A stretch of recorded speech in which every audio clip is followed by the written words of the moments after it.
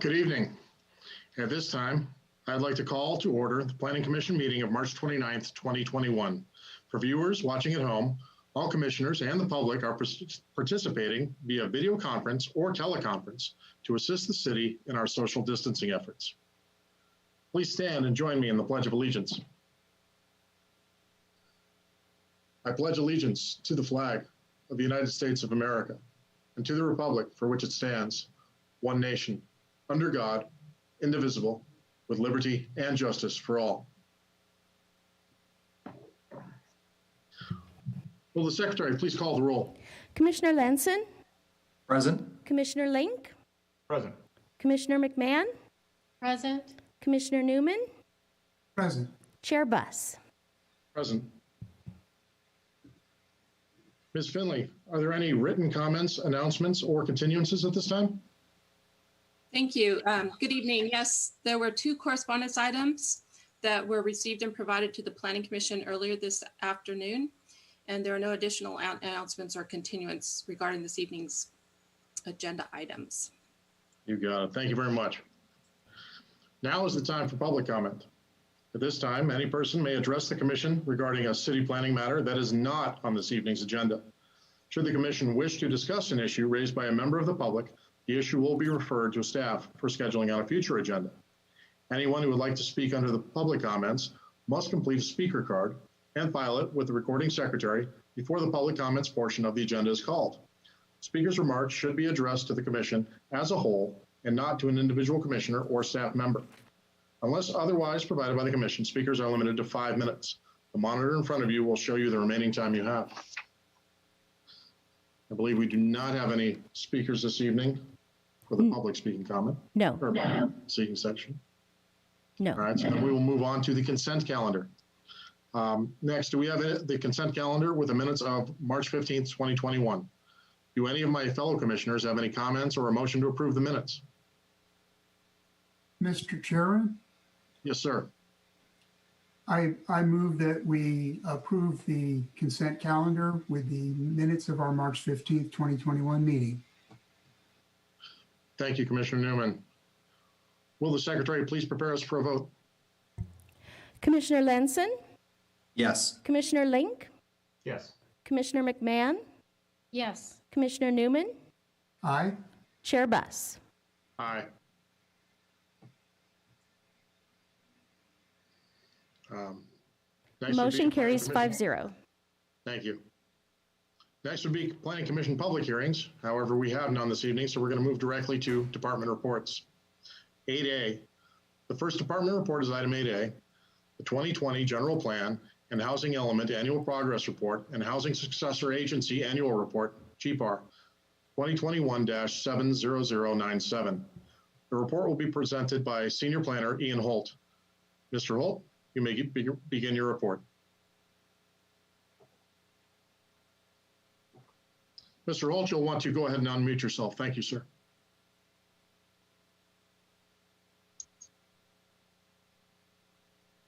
I will. Wait, oh, someone seemed to be doing it. All right, you can hear me now? Yes, sir. All right. All right, good evening, Chair, Planning Commissioners.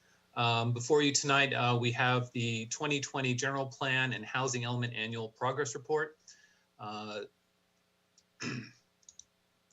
So as a bit of background, each year cities are required to provide this annual report to the State Office of Planning and Research and Housing and Community Development. They're required to be held in a public setting and presented to the lead decision-making body prior to submitting to the state, which has the due date of April 1st. The components of the report include a General Plan Annual Progress Report, the Housing Element Progress Report, as well as the Housing Successor Agency Annual Report. This year, staff's presenting this information to the Planning Commission to provide some added context regarding the General Plan and Housing Element updates. So the main components of this presentation consist of the status of the current general plan in terms of any amendments and the implementation measures that have taken place. Also provide perspective on the housing production that's occurred during this current housing cycle, the fifth cycle from 2014 to 2021. And then also just provide a glimpse perspective into our future housing needs as we get into the general plan update and the housing element for those housing needs identified under the 6th cycle of the housing element. So in 2020, there's actually been no amendments to the general plan in terms of any of the various chapters related to the topic areas, and also any land use designation changes. I'm sure you're aware that there's been a variety of pre-screens for potential general plan amendments, but actually for the year 2020, none have occurred. Overall, the general plan remains in compliance for the year 2020. And in terms of the guidelines, and these, excuse me for a second. There we go. And these updates reflect a variety of issues not addressed in the previous version of the general plan guide. The general plan remains in compliance for 2020 as we basically maintained our housing element certification over the years. So in perspective, in 2017, the Office of Planning Research released a comprehensive update to the general plan guidelines. These updates reflect a variety of issues not addressed in the previous version of the general plan guidelines, and also reflect a variety of recent legislation that basically uses the mandatory update of the housing element as a means to require jurisdictions to address the growing issues such as safety and other new requirements and the new requirement to address environmental justice.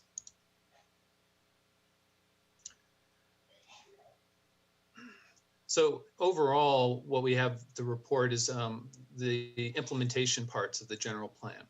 And for the most part, the implementation occurs at the project level through discretionary review and environmental review during the process. And that's when we're applying our various planning policies, safety measures as far as the safety element goes, as well as any kind of tree preservation. So those kind of policies are actually implemented at the project level.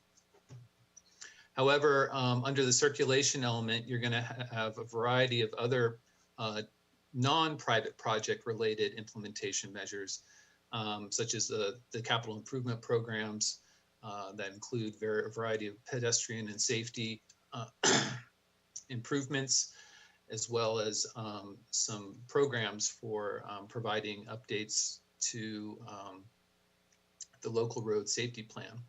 Also, I should mention for the year 2020, Community Development Department as well as Public Works worked in concert to adopt an administrative vehicle miles traveled policy.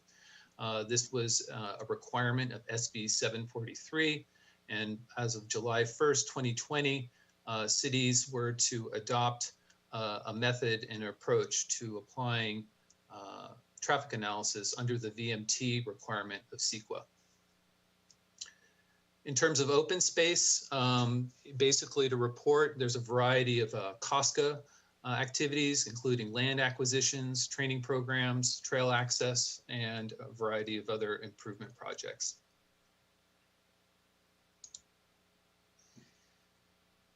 So over the duration of the current housing element cycle, the city has permitted 697 units, and that averages about 99.5 units a year over the past 7 years of reporting for this housing element.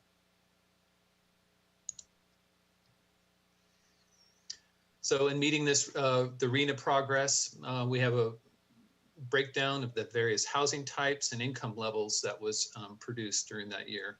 We had 144 apartment units, 30 accessory dwelling units, 23 townhome units, and 23 single-family dwellings, which include 13 fire disaster rebuilds. In terms of the income category breakdown, as you can see by the chart there, we have 11 in the very low income category and 131 in the moderate income. These are all attributed to one project, which is the 299 Thousand Oaks Boulevard project that was issued this year. The rest of the above moderate are basically accounted for in the townhouse units and single family and ADUs.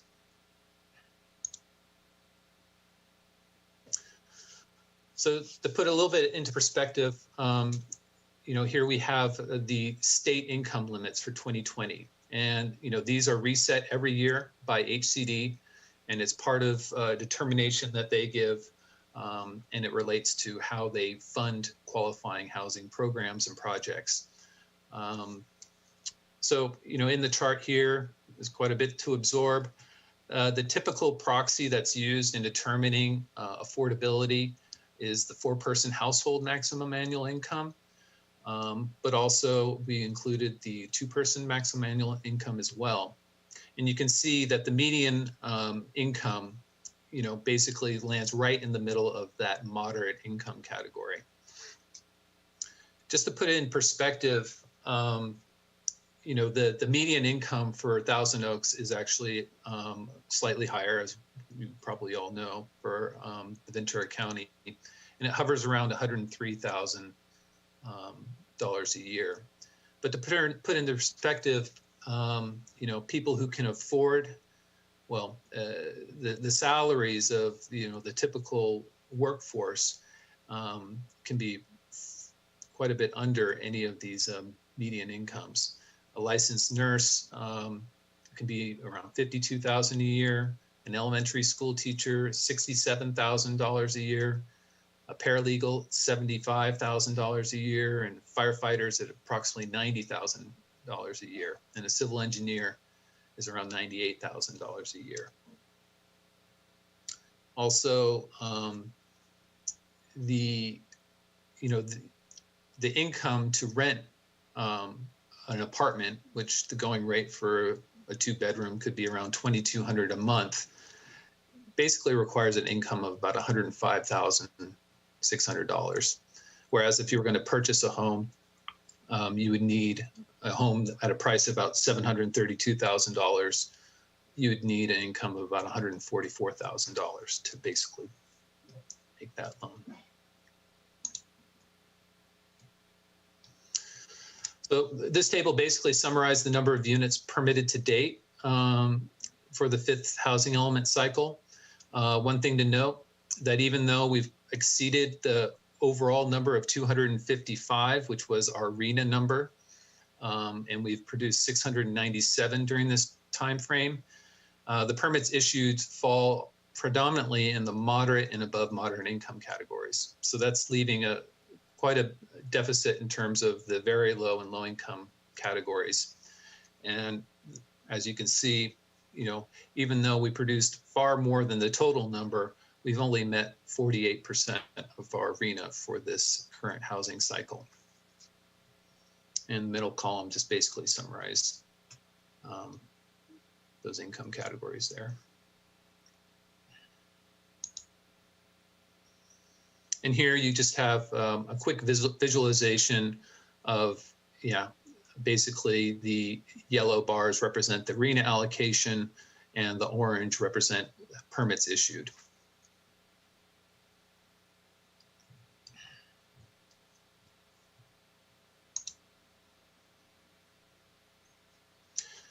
So just to provide some additional perspective in planning for this current cycle, the 5th cycle of RHNA, our 2014 housing sites inventory identified sites that had totaled about 1,638 units.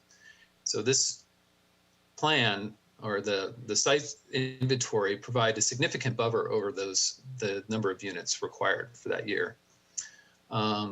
And we have a various breakdown. Typically, those are broken down into vacant sites, of which there was 704 units, underutilized sites, we're hovering around 575 units. And then we also had a pending affordable housing partner project with many mansions on Hillcrest. However, that project did not come to fruition, and the general plan amendment for that project was not approved. So those units were not achieved.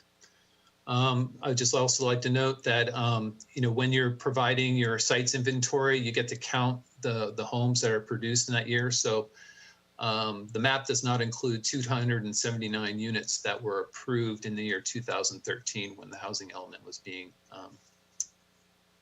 prepared. So also, I want to just kind of point out and use the map as a visual cue. We have, the existing general plan map here, and it may be hard to see, but you have kind of grayed out are the actual sites inventory. And I wanted to kind of impress upon the Planning Commission and also just provide, some perspective. In terms of when planning for RHNA and identifying sites, it's important to also, it's important to note that the RHNA site inventory, it's not based on the capacity of the land area for any of the land use designations that allow residential. So the housing sites are selected due to their potential feasibility that they could be developed within the next 8 years. So, when planning for RHNA and identifying the sites, we also have to kind of consider what's the typical percentage of affordable units within a private development, as market rate units typically subsidize the production of affordable housing. And in Thousand Oaks, that percentage of affordable housing within projects over the recent years hovers around 10% or less.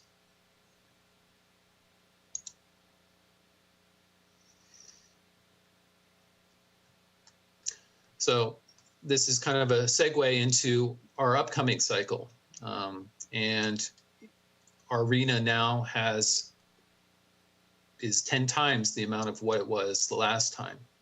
So we have 2,621 units that need to be identified in a site inventory with an adequate buffer. And given the higher percentile of very low and low income, you kind of have to anticipate a buffer that would help capture that, especially since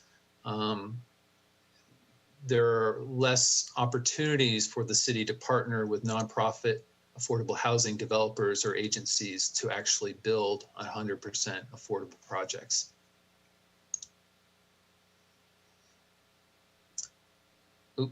Excuse me.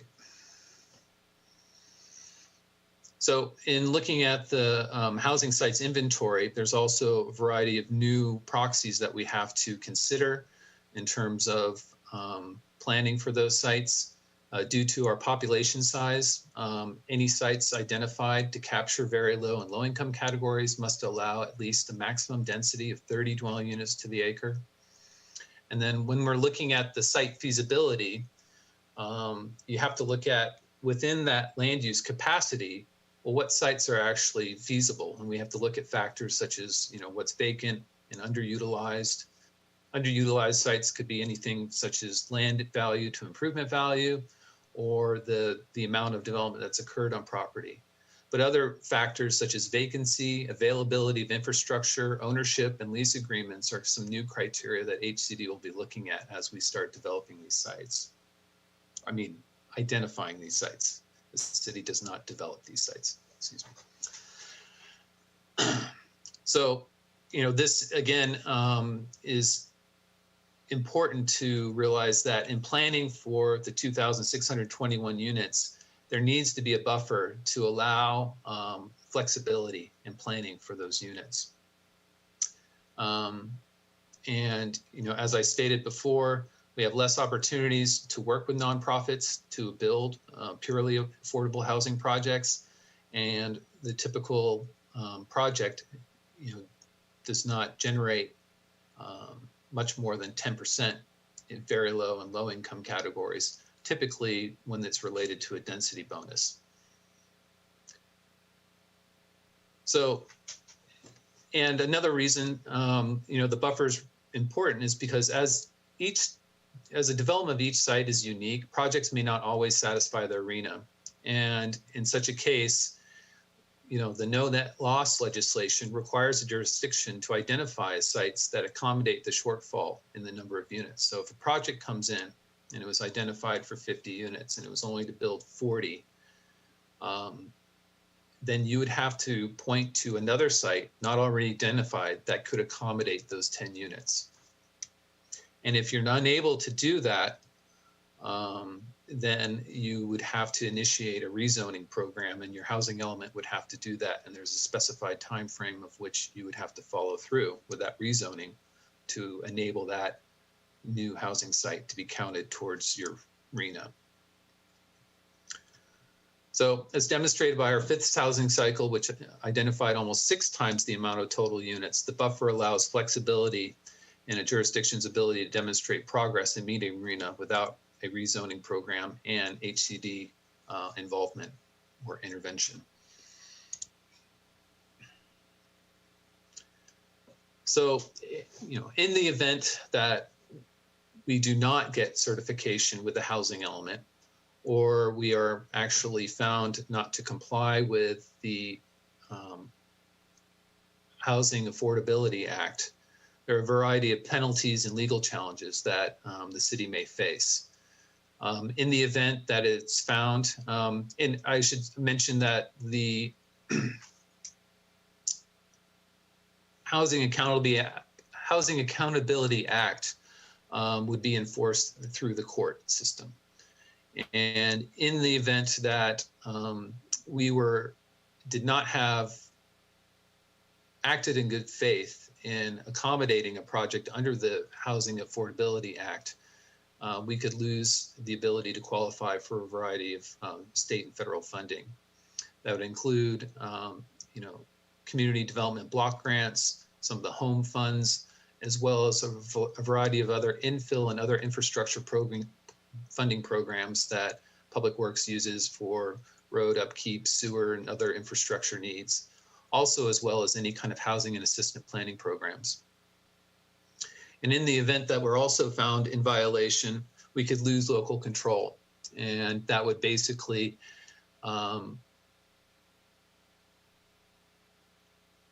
render us defenseless in the case of a court case, because the basis for our defense is basically having housing element certification.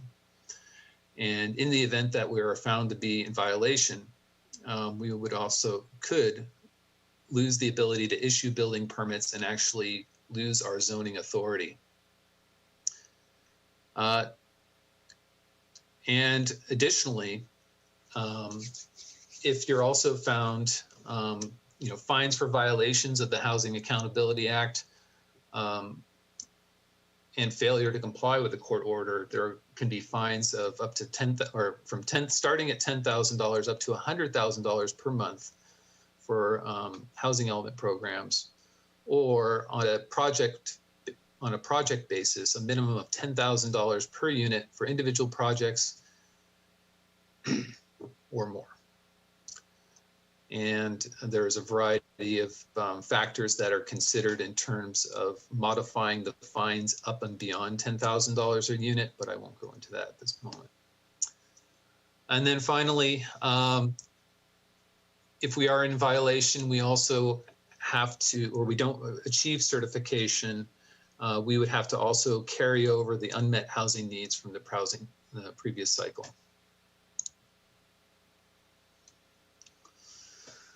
So moving on to the Housing Successor Agency report. This is a required report. In 2012, there was the dissolution of the redevelopment agencies.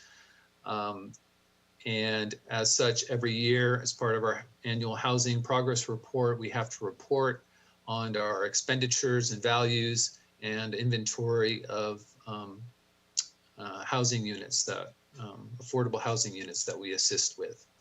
So over the year, we've spent about $148,000 in administrative expenditures. Our value assets are over $36 million. And we assisted 8 units, affordable housing units. However, I would like to note that we did have 3 that were lost this year due to covenant expiration. So with that would conclude my presentation for the 2020 General Plan Housing Element Annual Progress Report, and I'm available for any questions. Thank you very much for that presentation, Mr. Holt. Do any of my fellow commissioners have any questions for staff at this point? I do, Chair Buss. I appreciate you speaking up, Commissioner Lanson, and you have the floor. Mr. Holt, thank you for your presentation. A lot of information there to go through. And I just have a few kind of initial questions. I know we have a lot of people to get to, but a few initial questions. Yes. When you refer to building permits, I want to make sure everybody understands, is that just the right to build something, or is that an occupancy permit, meaning that an actual unit was built? It is, for the purposes, the primary purpose of reporting RENA is permits issued. So that is a building permit issued. There are other components that I didn't go over in my presentation that talk about occupancies as well as applications received and so forth. But the main point as far as the reporting is building permits issued. So when you said we had 697 for, I think it was 697 from 2014 to 2021, those are just building permits. We don't know how many actual units were built in relation to those permits? We do. I don't have that number off the top of my head, but I would say not all of the 697 permits have been built because obviously the ones for this year, predominantly the 299 project has not been completed. So it's just shy of that number, but I would have to kind of go back and check. But for the most part, it is assumed that they've been constructed. Okay. And one thing, and again, I think you said it briefly, but I want to make sure that I understand that. So when we're issuing permits, the city has not built any of these units and doesn't build units, correct? Correct. Yeah. So these are all pursuant to applications by whoever, landowners, developers, whatever, as to those properties. Correct. You mentioned the RENA numbers, and we may want a more explanation for those at home to understand what that means. But one question I had is again, I'm kind of looking back at the period 2014 on, you indicated that we didn't meet our low and very low categories. Are the numbers for those two areas being carried over, or are they wiped out by virtue of going to the next 7 years? They only carry over in the event that you do not achieve certification in time for the 6th cycle. So yeah, that's my understanding. And this process is going towards certification. So if that's certified, we wouldn't have to pick up those units for the past 7-year period. Correct. And again, based on one slide, you indicated that's obviously something to consider going forward for the next 7 years. But again, I was just looking backwards to see whether or not those units were going to carry over or not. Mm-hmm. And they're not, at least if we get certification. Correct. Okay.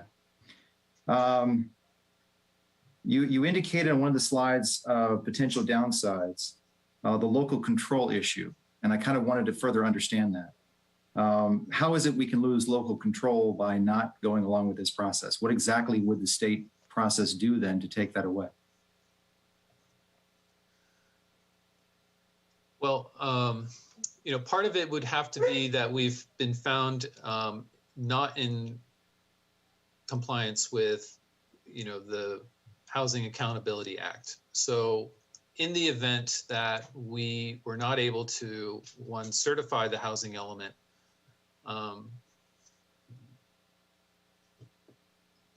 excuse me. You have an assistant there at home, apparently. Yeah, 4-legged one now. Any case, but so in the event that we acted in contrary to the Housing Accountability Act, in which maybe we rendered a decision that we reduced the density on a project and someone basically took us to a court of law, that is where most of those repercussions would take place.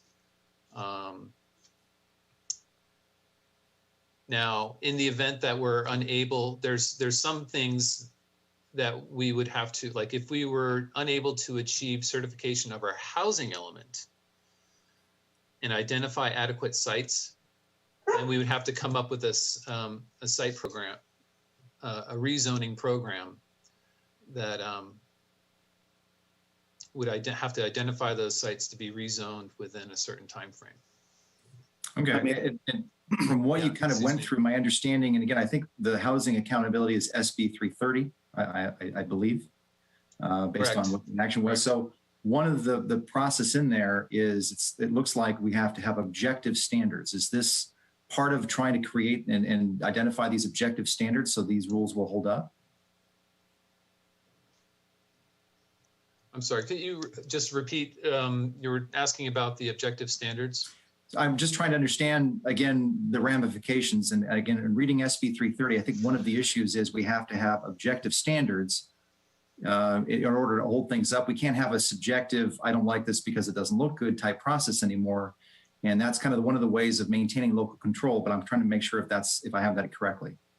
Mr. Lanson, you do have that correct. So let me just say, to cut to the chase, I think there are examples where you might have a lawsuit, right? And in the lawsuit, the court determines that the city, and this could be any city, any jurisdictional agency, did not comply with various things like SB 330.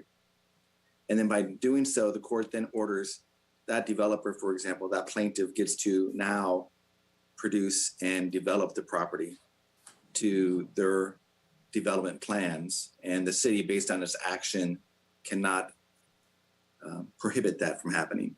Another concept in the SB 330 is the 5 hearings, if you will. You can only have 5 hearings on a project, for example. So these are, again, you're pulling up examples of how SB 330 from 2019 has added new requirements and new penalties, including the ones you just said, where you might lose the control that you once had because you don't follow certain requirements that they've now put into play. So along that line of the lawsuit, is it possible then a judge could decide ultimately what a developer gets to do as opposed to the city? Absolutely. I think, Yes.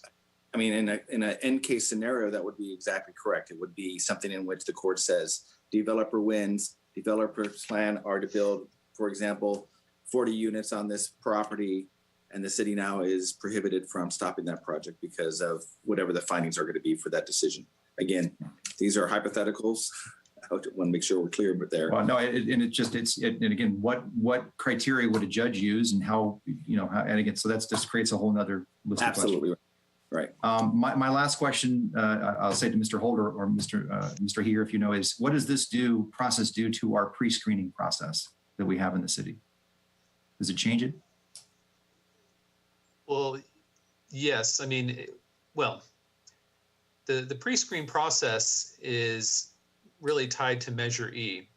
And I mean, this is kind of more segue into the general plan update, but I mean, I can wait for that question until then, if you like.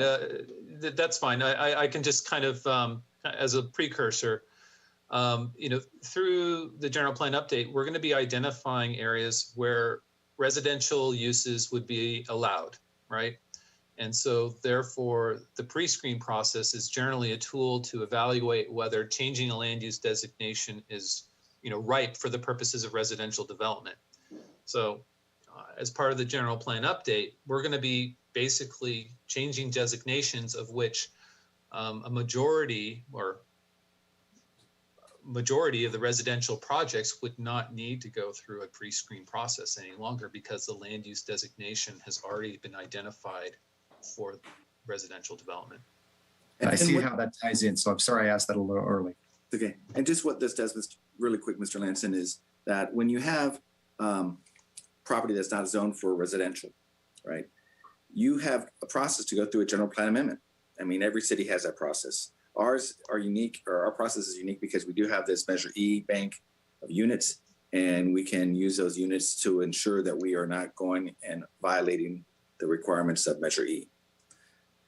In the case with the general plan, some of those locations in the future might be considered residential. Therefore, they don't have to go through that general plan amendment. So that would, in a sense, impact any pre-screening requirement for that location. Okay, makes sense. I have nothing further at the moment, Chair. Thank you. Thank you, Commissioner Lanson. Would any other commissioners like to ask any questions? Commissioner Commissioner McMahon. Newman? Yes, I just have a quick question. Do you know of any cities of our general size that have had that happen, where they've had fines and all the ramifications of not following up with the RENA numbers? I am not aware of any personally, no. I And do know, all right, go ahead, Patrick. No, I was going to say, I know I heard of one for sure. I just can't think of it at this top of my head, and I apologize for that. So there is basically intent behind this, and the state seems to be interested in following through. Right. And I will tell you that in the last year or 2 years of legislative action, including proposed legislation for this year, upcoming year, again, this is proposed, there are new efforts regarding this requirement and penalties and requirements that every city who is in violation of the housing element or not having a certified housing element or violation of their general plan, for example, they can get reported to the Attorney General. There's already actually a process for that, but there's a new proposed bill to actually emphasize that. And again, it's just more of an example of how the housing issue for the state legislature has not died. It's actually continuing on, and we can get into that later on with the general plan if you want. But there are some, again, proposed legislation that, again, it reemphasizes the fact that they really are focused on housing. Thank you. Just to add to your question, I mean, I do know they didn't necessarily have fines, but I know like City of Oxnard, they had a conditional certification for their housing element years back, and they basically had to adopt a rezoning program and implement that within a year. So, you know, they went in with the intent of getting it certified, but they couldn't. They didn't meet HCD's needs. And this was just around the time that a lot of these new housing legislation was taking place as well. But then, of course, I would say the poster child of violations has been, you know, Huntington Beach. Right. So that might be the one, actually. Yeah. Yeah. Thank you. Thank you, Commissioner McMahon. Commissioner Newman, I heard your voice. Please proceed. Thanks. Commissioner McMahon asked the question I was going to ask. Thank you. Oh, copy that. Commissioner Link, do you have any questions, sir? I do not. Perfect. All right, I've got a couple of questions, if you'll bear with me. I heard you refer to ADUs as considered above moderate. Is ADUs considered in the count based upon the property that they're built on and the value of that property? Is that how that works? No. The thing is that, and actually we're right at this kind of changing point. Historically, ADUs and HCD has not allowed most jurisdictions to be able to account them at any kind of affordable level. So it's not really based on the land value or, you know, the size of the home or the property that they're on. But I would like to say for this upcoming cycle, actually, the Southern California Association of Governments has worked with HCD, and they have, we are able to, and there's a breakdown. So we can now, going forward, assume certain affordability levels, and it goes down to low, Okay, that's why I was very asking. low, and moderate in the future. So historically, they have not been counted that way, though. But in the future, they will be counted that way. And do you have an understanding of how that will be broken down? How are they doing that? Shoot, I don't have it off the top of my head, but I could probably pull that up for you later. But yeah, okay. It's a report that SCAG has provided us. I had to kind of, anyways, I have that. You got it, because that would be important to us based upon the fact that, because the other thing that you're talking about is that historically, roughly 10% of our construction or permits given have been for low and very low, but the request in the next cycle is going to be roughly 47% of those units. So my question is what is the state doing to incentivize that? My understanding that ADUs is a part of it, but are there other things that the state is building into these packages to incentivize developers and landowners to create housing that's going to be affordable? Yeah. Because you can tell us to do it all day long, but the question is will there be anybody that's going to come along with money and put their money into it and still be able to stay in business? Yeah. The cities can do whatever they want. So my question is what is the state giving us? What are the tools that we have as cities to incentivize this? And I know ADUs was part of that, but I'm curious what else is there besides density bonuses? Mr. Chair, if I might interject here. There is also we have an inclusionary housing requirement, but it's outdated, and we're looking at updating that, which will mean that each residential project will be required to do a certain percentage of affordable units within their project. It's one tool that we have that needs to be updated, and we're working on that. And within the next year or so, you should probably see that come forward as well. Got it. That makes sense. But like I said, I'm trying to figure out what the states do. I heard a lot about what the state's going to do to penalize us. But my question is what is the state doing to facilitate this? Because they have to understand there's an economic process. The city doesn't build housing. We have to get developers to do it. And the question is what is the incentive for developers to build this housing that we're going to be asking them to build if it's going to be 47% of what they're going to have to build?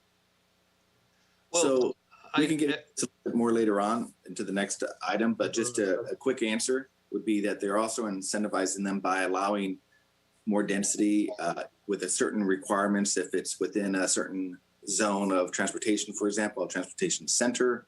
They're allowing, if there's a certain affordable component to it, they're allowing more density on a smaller lot, for example. That's parking requirements. All these are factors that they put into new ways of incentivizing developers to come up with a economic plan so they can build a housing with an affordable component to it. Copy that. But yeah, like I said, even with the density bonuses, it's still roughly 10%, correct? For any project. Yeah, it depends on the income category, but yes, if you're providing very low or a combination very low and low, it hovers around 10%. So,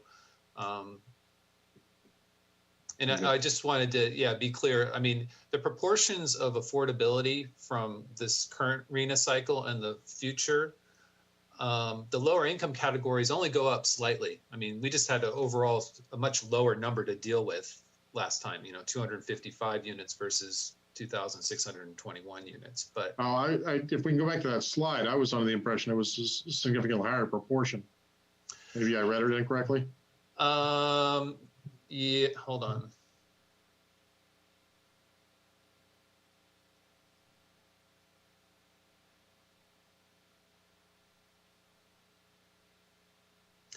Well, hold on a second.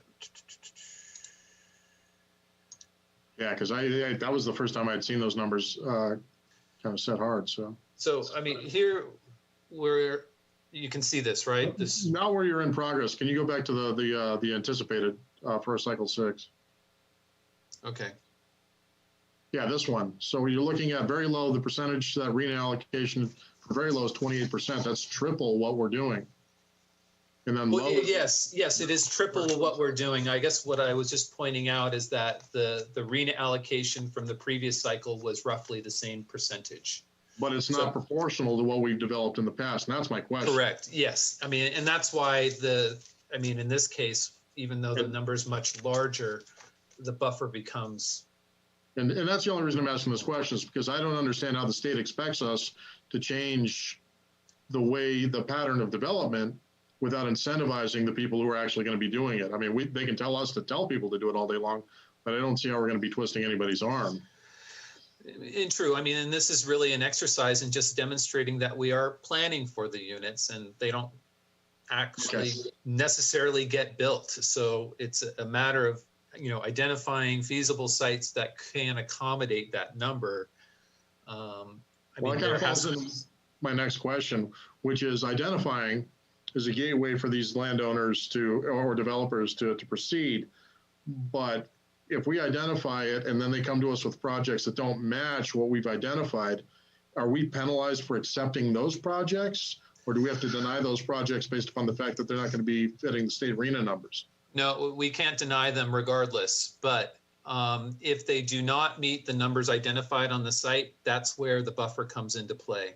If I'd have to identify sites in excess of 2621 so that in the event that a project was built below the number that was identified in the site inventory, that you can point to another site and say.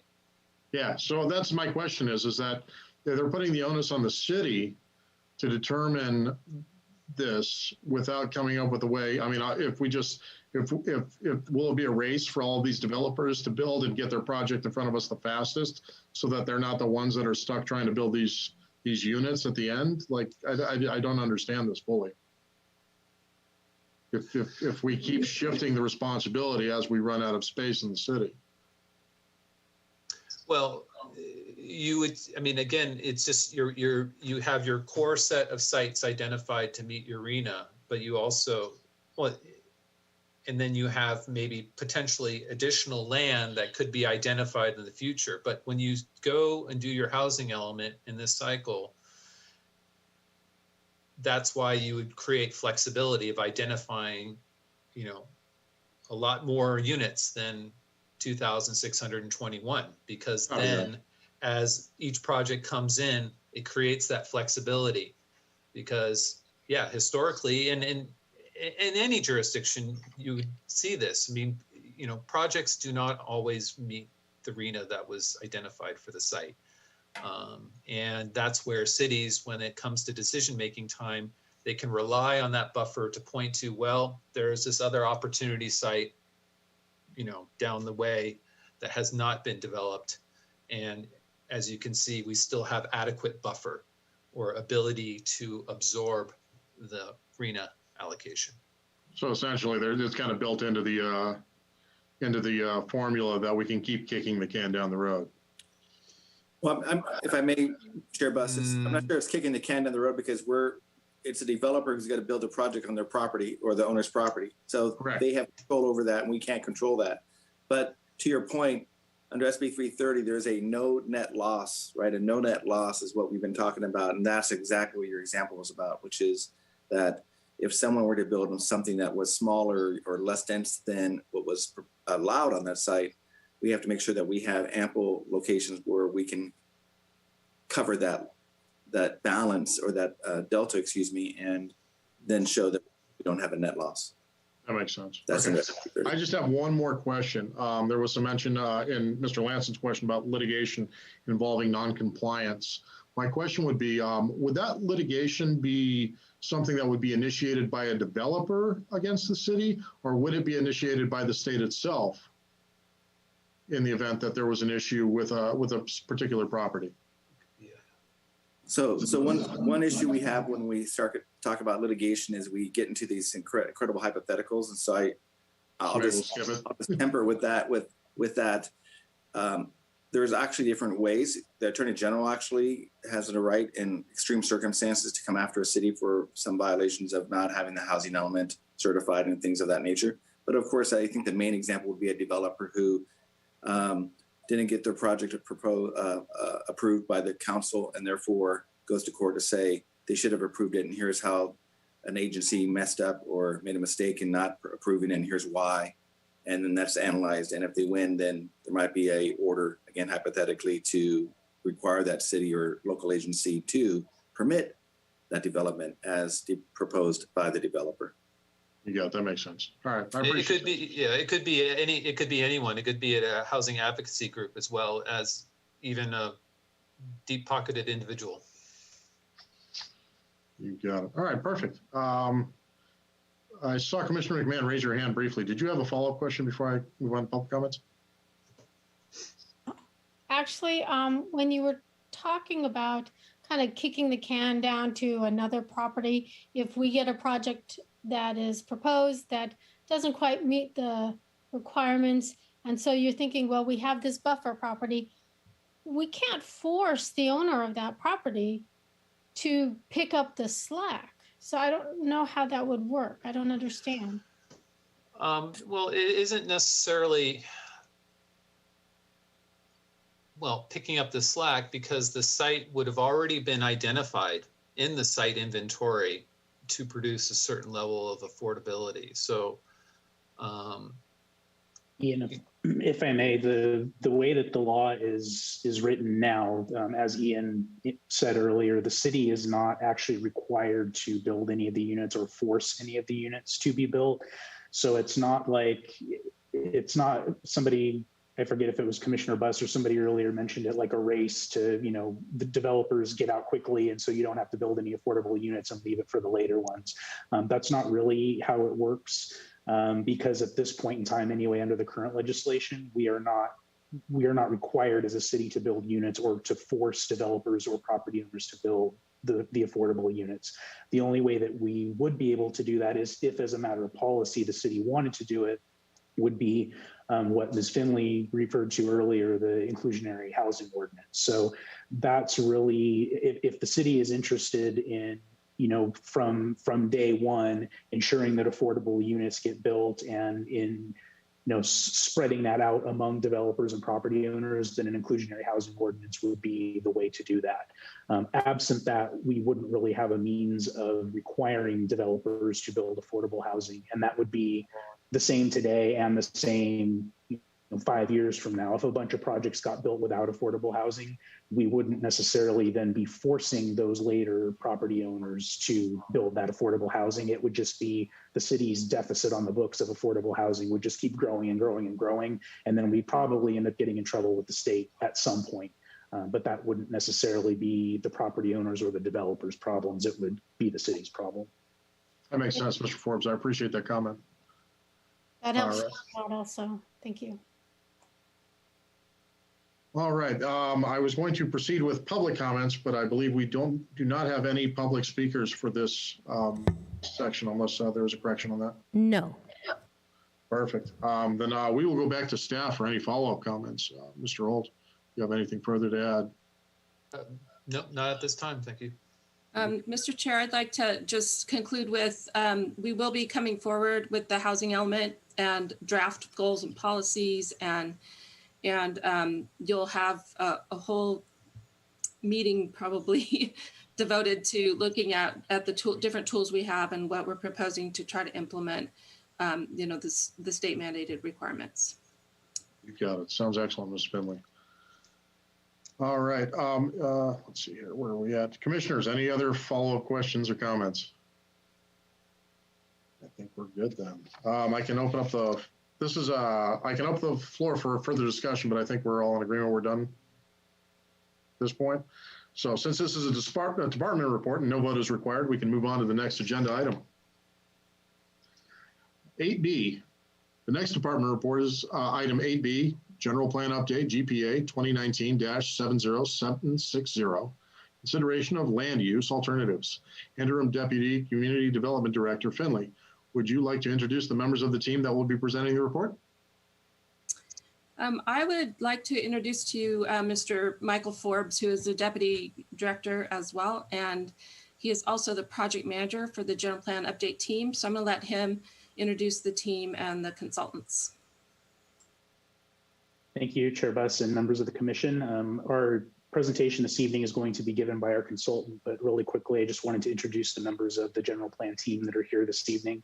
In addition to Kari Finley and Ian Holt, who you've already heard from this evening, we also have with us tonight Kristen Rice and Tabitha McAtee.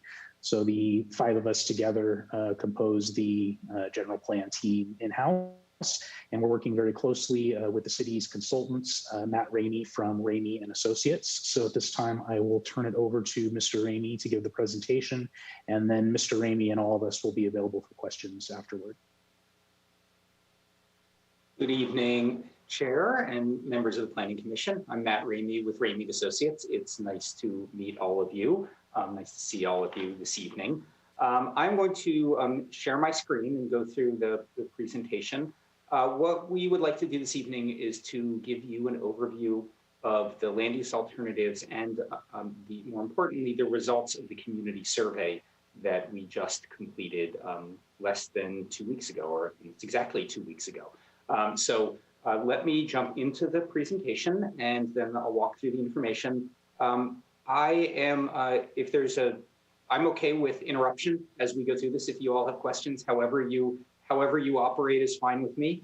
I will just go until I end or someone interrupts me. You have the floor, sir. Thank you. Okay. Now, can you all see the screen?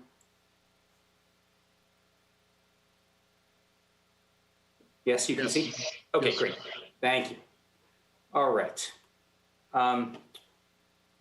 So what I want to do tonight is to summarize the community engagement activities that we have been undertaken for the last year and a half, go over some frequently asked questions that evolved from the engagement work we have done, present the survey results, present the GPAC, the General Plan Advisory Committee's reactions to the survey results from our meeting last Thursday, and then outline some of the next steps in the process.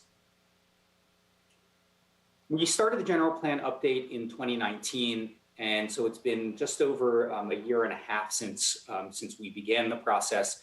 There are 5 key steps that we are going through: existing conditions, listening and visioning, policy development and alternatives, plan development, and then review and adoption.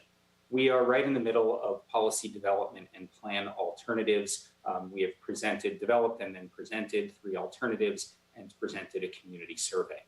Throughout all of this process, we have undertaken quite a large number of engagement activities. Those activities included, well, both outreach to the community to inform them of the process, and then engaging with the community to ask their opinion on different topics. And overall, we've had a pretty great turnout and pretty good discussion from the community about the general plan and the vision for the city. So we started with a citywide mailing in utility bills. This allowed everyone in the community to hear about the general plan process. We created a database and made emails and phone calls to organizations and neighborhood groups, all of them in the community. There have been 29 articles, probably more at this point, in the Acorn about the general plan. We have a general plan advisory committee meeting. We have 14 GPAC meetings, which is comprised of 24 members of the community. And then between 25 and 50 plus people have attended each of these meetings. I believe there were almost 90 at the meeting last week watching. We've had 2 public workshops and 2 community forums with guest speakers. We've had pop-up workshops when we could have those, where we went around the community and just presented information on the general plan. And we were in public places where people could come and just ask us questions and take brief surveys. And we had over 1,000 people respond to that. We've done focus groups, interviews with individuals. We've had 3 online surveys with over 3,000 separate respondents.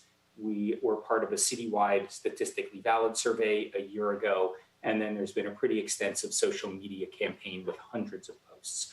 So we've tried in this time to really blanket the community with information about the general plan to make sure that people know about the process and are able to participate. We believe that the general plan is the community's plan, and therefore it's really important that we hear from the community. The most recent activity, as you know, is the creation and discussion of the general plan land use alternatives. The land use alternatives were released in early February, and then we had a general plan advisory committee meeting and joint public workshop on February 2nd. We had over 250 people attend that meeting. We knew that the alternatives were complicated, and there's a lot of information there. We had a briefing book that we published that was online. It's about 75 pages describing the general plan update process, the reason for it, the engagement activities, and essentially how we got to where we were. So the first public workshop, the workshop we had on February 2nd, was an overview of the land use alternatives. Then for the 6 weeks, we also released an online survey and paper survey at that time. For the next 6 weeks, we held a whole series of meetings with groups and individuals. We had 4 office hours where we were just present to allow people to come and ask questions. There were 25 neighborhood and stakeholder meetings. And I have to really compliment city staff for doing a tremendous job organizing the meetings and then attending them and reaching out to and attending just about any meeting that they were asked to attend. There were articles in the Acorn and Star newspapers, as well as ads in those papers, an extensive Twitter, Facebook, and Instagram campaign. There were 8 separate email campaigns sent out about the process. There were 2,500 hard copy flyers distributed about the survey, and then 200 surveys distributed and then email blasts. So again, we tried to engage as many members of the community as we can in this topic. And I know that, I personally spent many evenings with members of the community answering questions and talking about the alternatives. And I have to say that the office hours and the neighborhood and stakeholder meetings were really a great way for me to interact with members of the community and really explore different ideas in a way that's difficult at a public workshop. So while they were time consuming, I very much appreciated the feedback and the interaction that I had with the community. The survey itself was open from February 2nd to March 15th, and there were over 2,100 completed surveys. Within the survey, there were open-ended questions or opportunities for comments, and we received over 6,000 individual comments within the survey. We also put the alternatives briefing book online.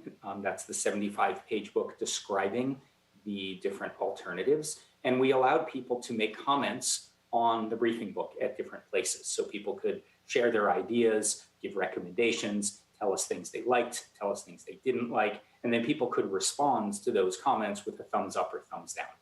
And we received over 1,000 comments in that briefing book as well as about 12.5 comments on interactive maps that we also had online.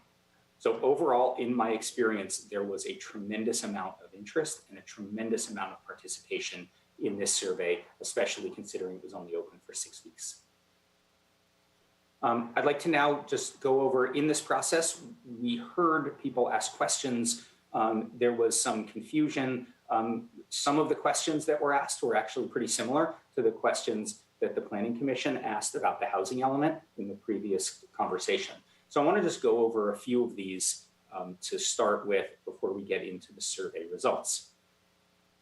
So the first is probably the most basic question, which is, why are we doing this? Why does this even need to happen? And as you all know, the general plan is the long-range vision for the city. It's the constitution for the city of Thousand Oaks. And the last time the land use map was comprehensively looked at was in 1970, so 51 years ago. And since then, a lot has changed in the city. And even in the last 20 years, a lot has changed in the city. Most jurisdictions update their general plan every 10 to 20 years comprehensively. And so the city has never actually comprehensively updated its general plan in the modern times. So why do we need to update the land use map besides that it was out of date? So the first is that the demographic and economic conditions have really changed in the city since the land use map was created. Again, you can think back, the city had probably 35,000 people when it was the land use map was created. It now has over 120,000 people. The existing land use map does not provide for a diversity of housing types. As I mentioned, we did a significant amount of community engagement throughout the process. And one thing that we heard over and over again from many people, not everybody, but many people, is that they'd like to have a wider diversity of housing types within the city. The residential capacity needs to be reallocated from the established residential areas to where additional housing can be accommodated. And that's needed in order to meet both the RHNA numbers and more importantly, to meet the vision that members of the community have said they wanted of having a wider diversity of housing types. The city cannot provide its fair share of regional housing demand without changes to the existing land use map. And then new uses are needed to meet these different community objectives that we heard through engagement. Then the question is, what are the land use alternatives? Some people thought that we actually had completed the general plan. This document, the alternatives briefing book, was referred to on more than one occasion as the general plan. It is not the general plan. The alternatives briefing book is really a way of presenting 3 different versions of future growth and development in the city. So it identifies different ways that the city can meet objectives that were identified through the community engagement process. So what we did was we heard for 1.5 years, we heard about what the community wanted to see. We asked community members through surveys and pop-up workshops to identify locations where new development could go in order to meet community objectives. We asked about areas that should be preserved with no new development happening. And all of that information gave us a guide into what we should do for the land use alternative to test the values and ideas. They are the basis for continued discussion leading to a preferred alternative. And with over 2,100 responses to the survey, 6,000 comments in the survey, 1,000 additional comments, we certainly are getting community discussion. And I'm sure you all have heard from your friends and neighbors about this process. And there's a lot of conversation going on, which is really what we want, because part of the general plan update is to have a community conversation about the future of the city. So we are right in that process now, where we are right where we want to be and need to be with this. And the preferred alternative is likely going to be a combination of the alternatives. We didn't create the alternatives necessarily so that you would just pick one. And as you probably saw in the survey results, we asked more targeted questions about different elements of the different alternatives so that we could get feedback on the community's preferences. One of the other sources of confusion is this question of what is the difference between capacity and growth projections? The capacity of the city is based on every parcel's maximum allowed density. It is if you take the maximum dwelling units per acre on a site, or maximum FAR, and you multiply that by the acres of that land use designation. That gives you the maximum amount of, that gives you the maximum development capacity. It is a number that is not going to be achieved. No city have I ever seen that is able to achieve maximum density for a variety of reasons. Most importantly, for a city such as Thousand Oaks, which is predominantly built out, it means that areas need to be redeveloped. And there is a lot less financial incentive to redevelop a parcel that has an existing use on it than to develop a parcel that is a greenfield site that is vacant. So there are very few vacant parcels in the city. And the capacity is also referred to as build out, or total build out of the city. The growth projection is an expected growth set in a period of time. And it is significantly, significantly below what the overall capacity of the city is. So it is used for, growth projections are used for a realistic estimate of the amount of growth based on market conditions in a period of time.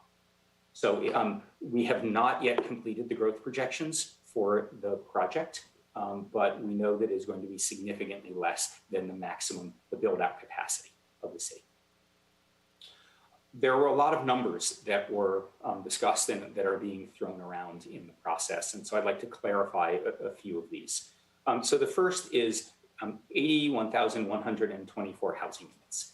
This is the citywide capacity. It is the maximum amount of development that is currently allowed in your land use element, in your land use map. Measure E says that we cannot change, we cannot increase this number. SB 330, which was mentioned earlier, says we cannot lower this number. We can move around where the capacity is within the city, but we can't reduce it. So the citywide capacity is going to remain, and it does in all of the alternatives, at approximately 81,124. We're not going to quibble over a couple of units at this point, but really what we know that that's the target that we're trying to hit. There are currently about 48,000 housing units that have been built in the city, that are currently built right now.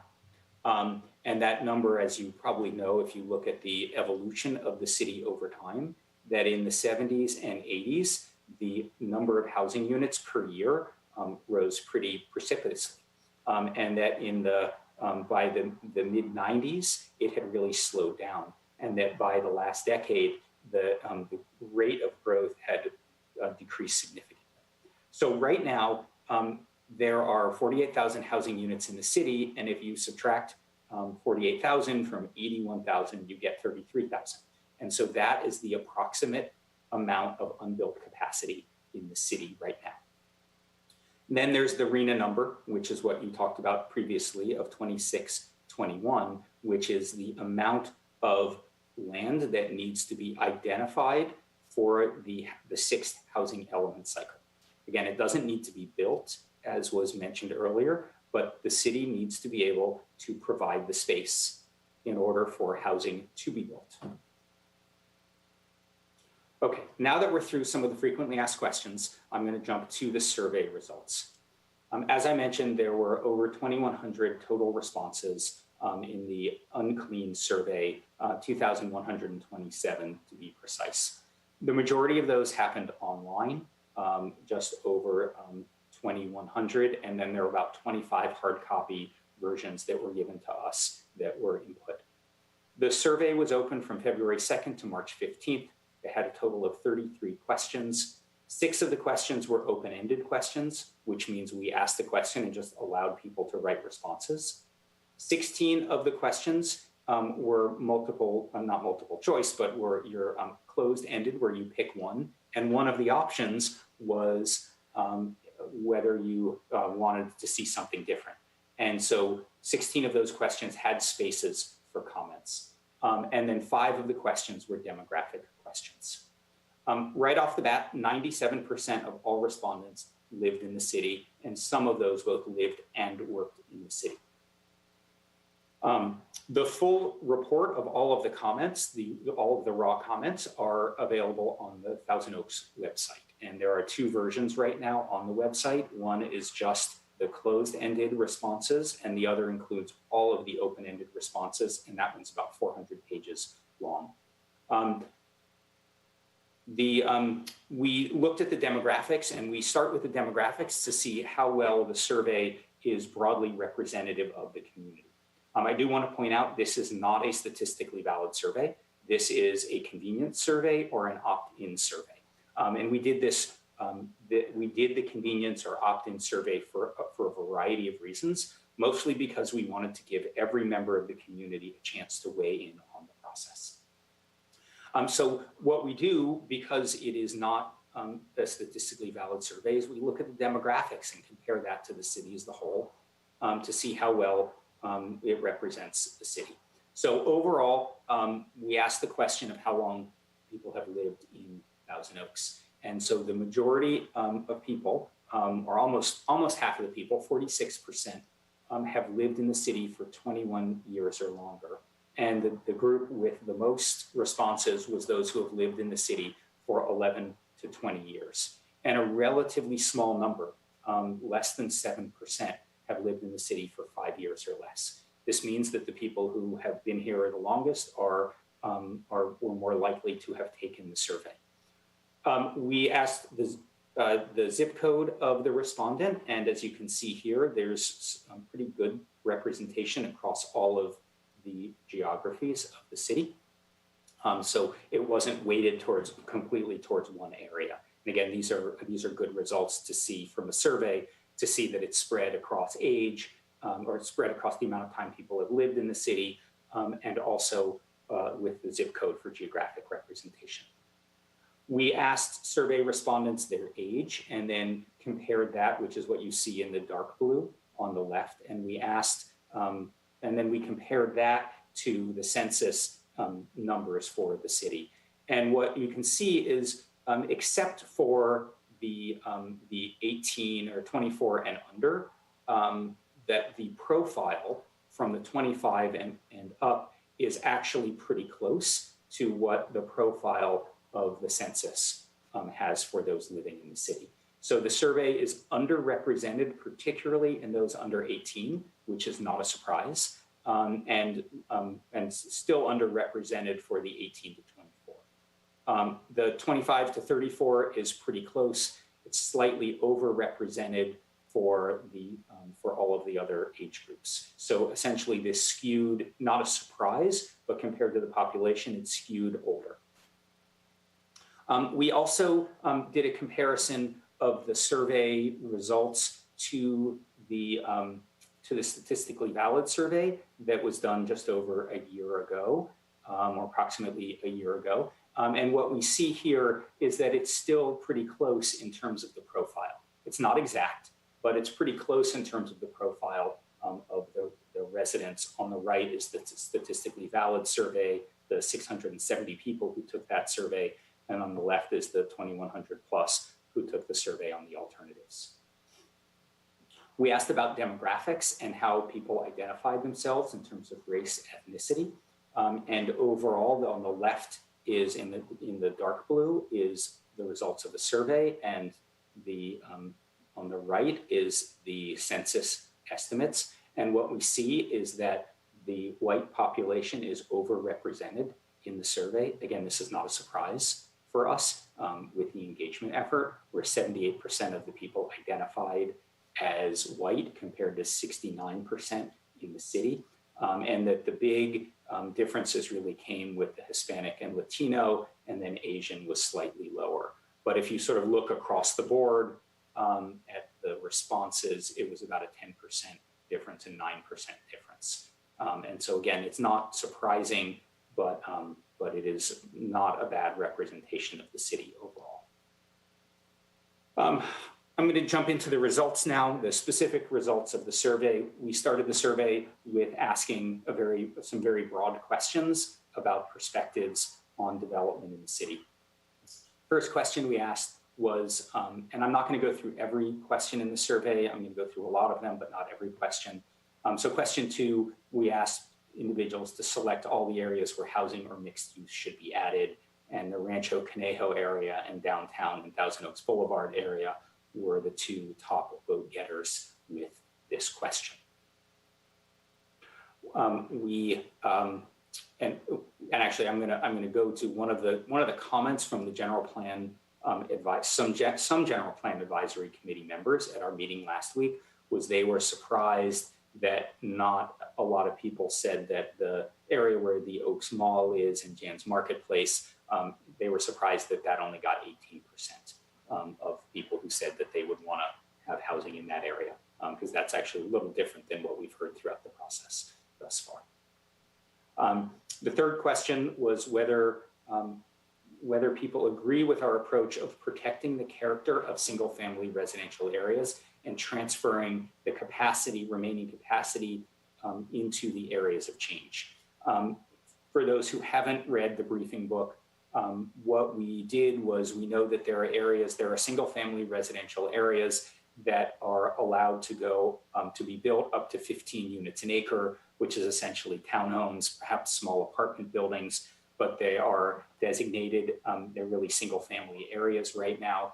Under new state law, you can build up to, people have the right through the objective standards that were mentioned previously to build up to the maximum density. So it would be possible if someone wanted to come in and try and build a duplex, triplex, fourplex in an established single family area because of the land use designation that the city has right now.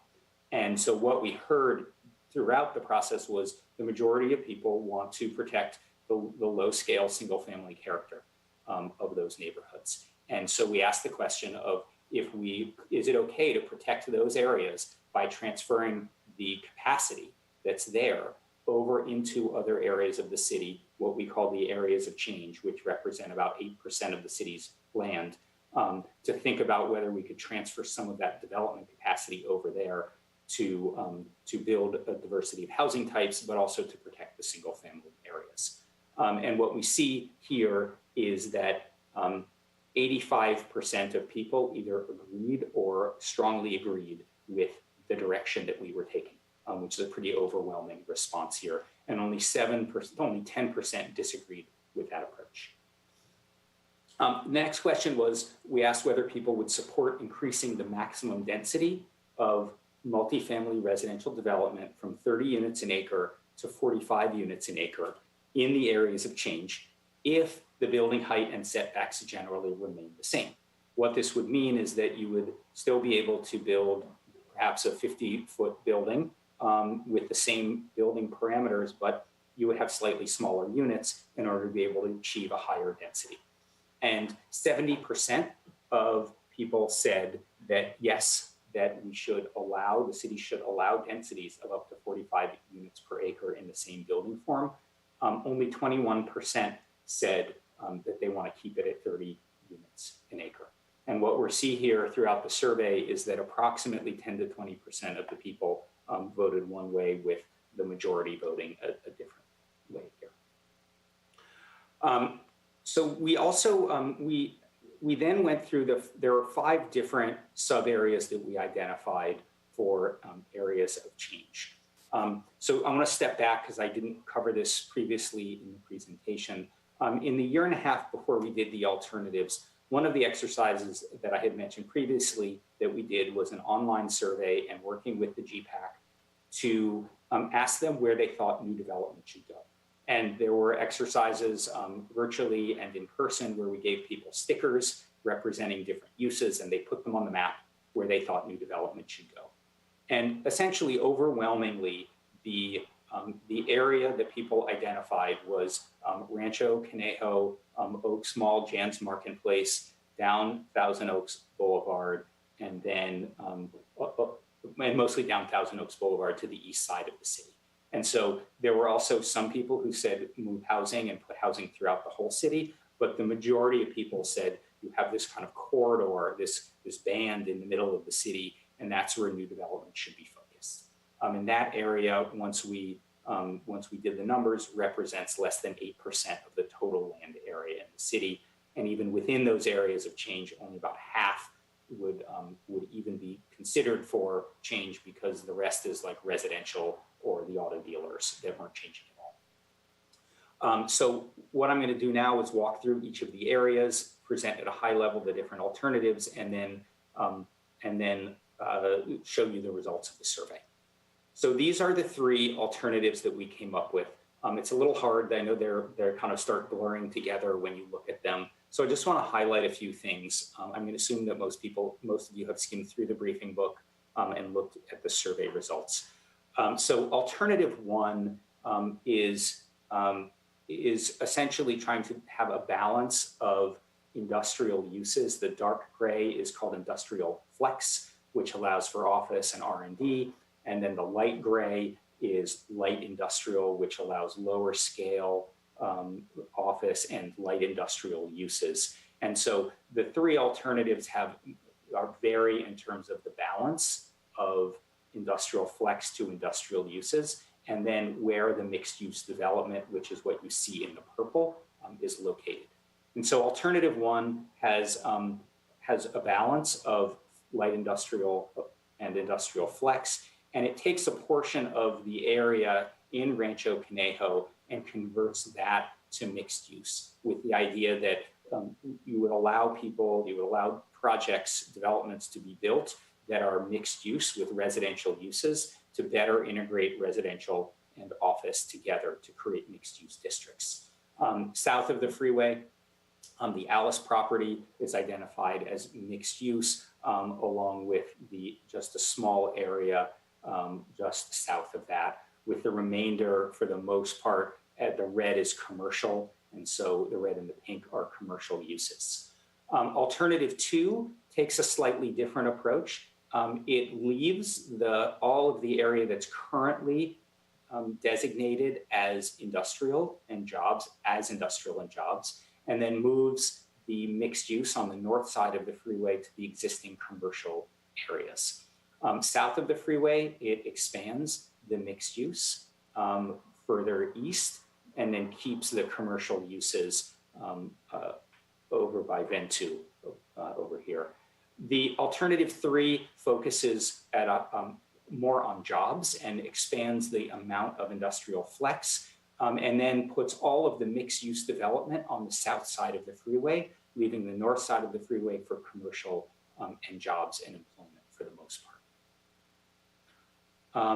And I will say that all of the alternatives, I had mentioned this previously, but all of the alternatives in their entirety from alternatives 1, 2, and 3 across all the alternatives have the same amount of residential development.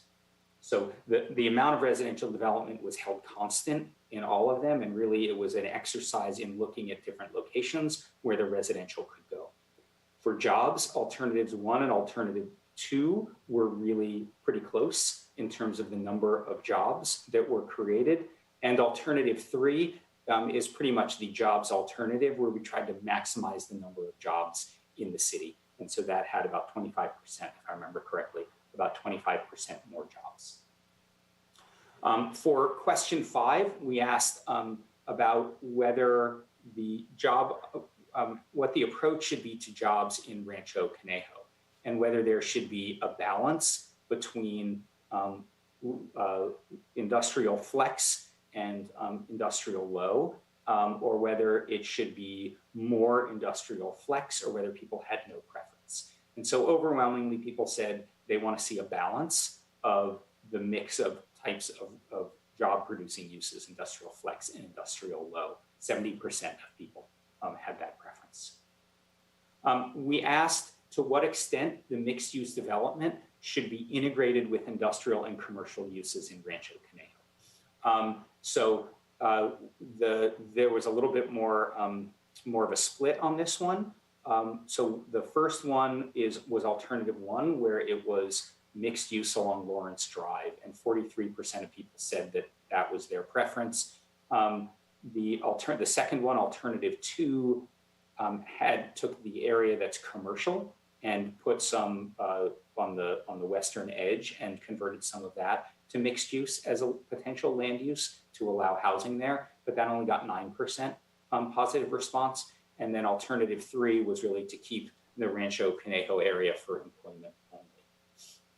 That was 38%.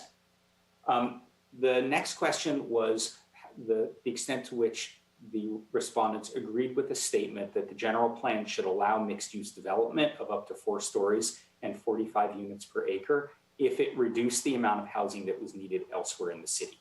In other words, should there be new residential development at 45 units an acre in Rancho Conejo?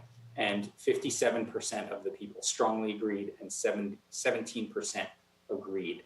And so here we see that about 23% disagreed with that statement. So again, it's very directional in terms of housing in the Rancho Conejo area. And when we asked which alternative best matches your vision for the future, it was alternative one and alternative three. Alternative three, again, to remind you, had no residential north of the freeway, and it added more mixed use south of the freeway, and alternative one was a balance between the two. The second area is the Moore Park Road and West Thousand Oaks Boulevard area. I'm going to walk through these alternatives just to sort of to orient you. Right kind of up the middle, north-south, top to bottom here is Moore Park Road. You see Thousand Oaks Boulevard, Hillcrest, and then the thumb here is Thousand Oaks, is the Oaks Mall.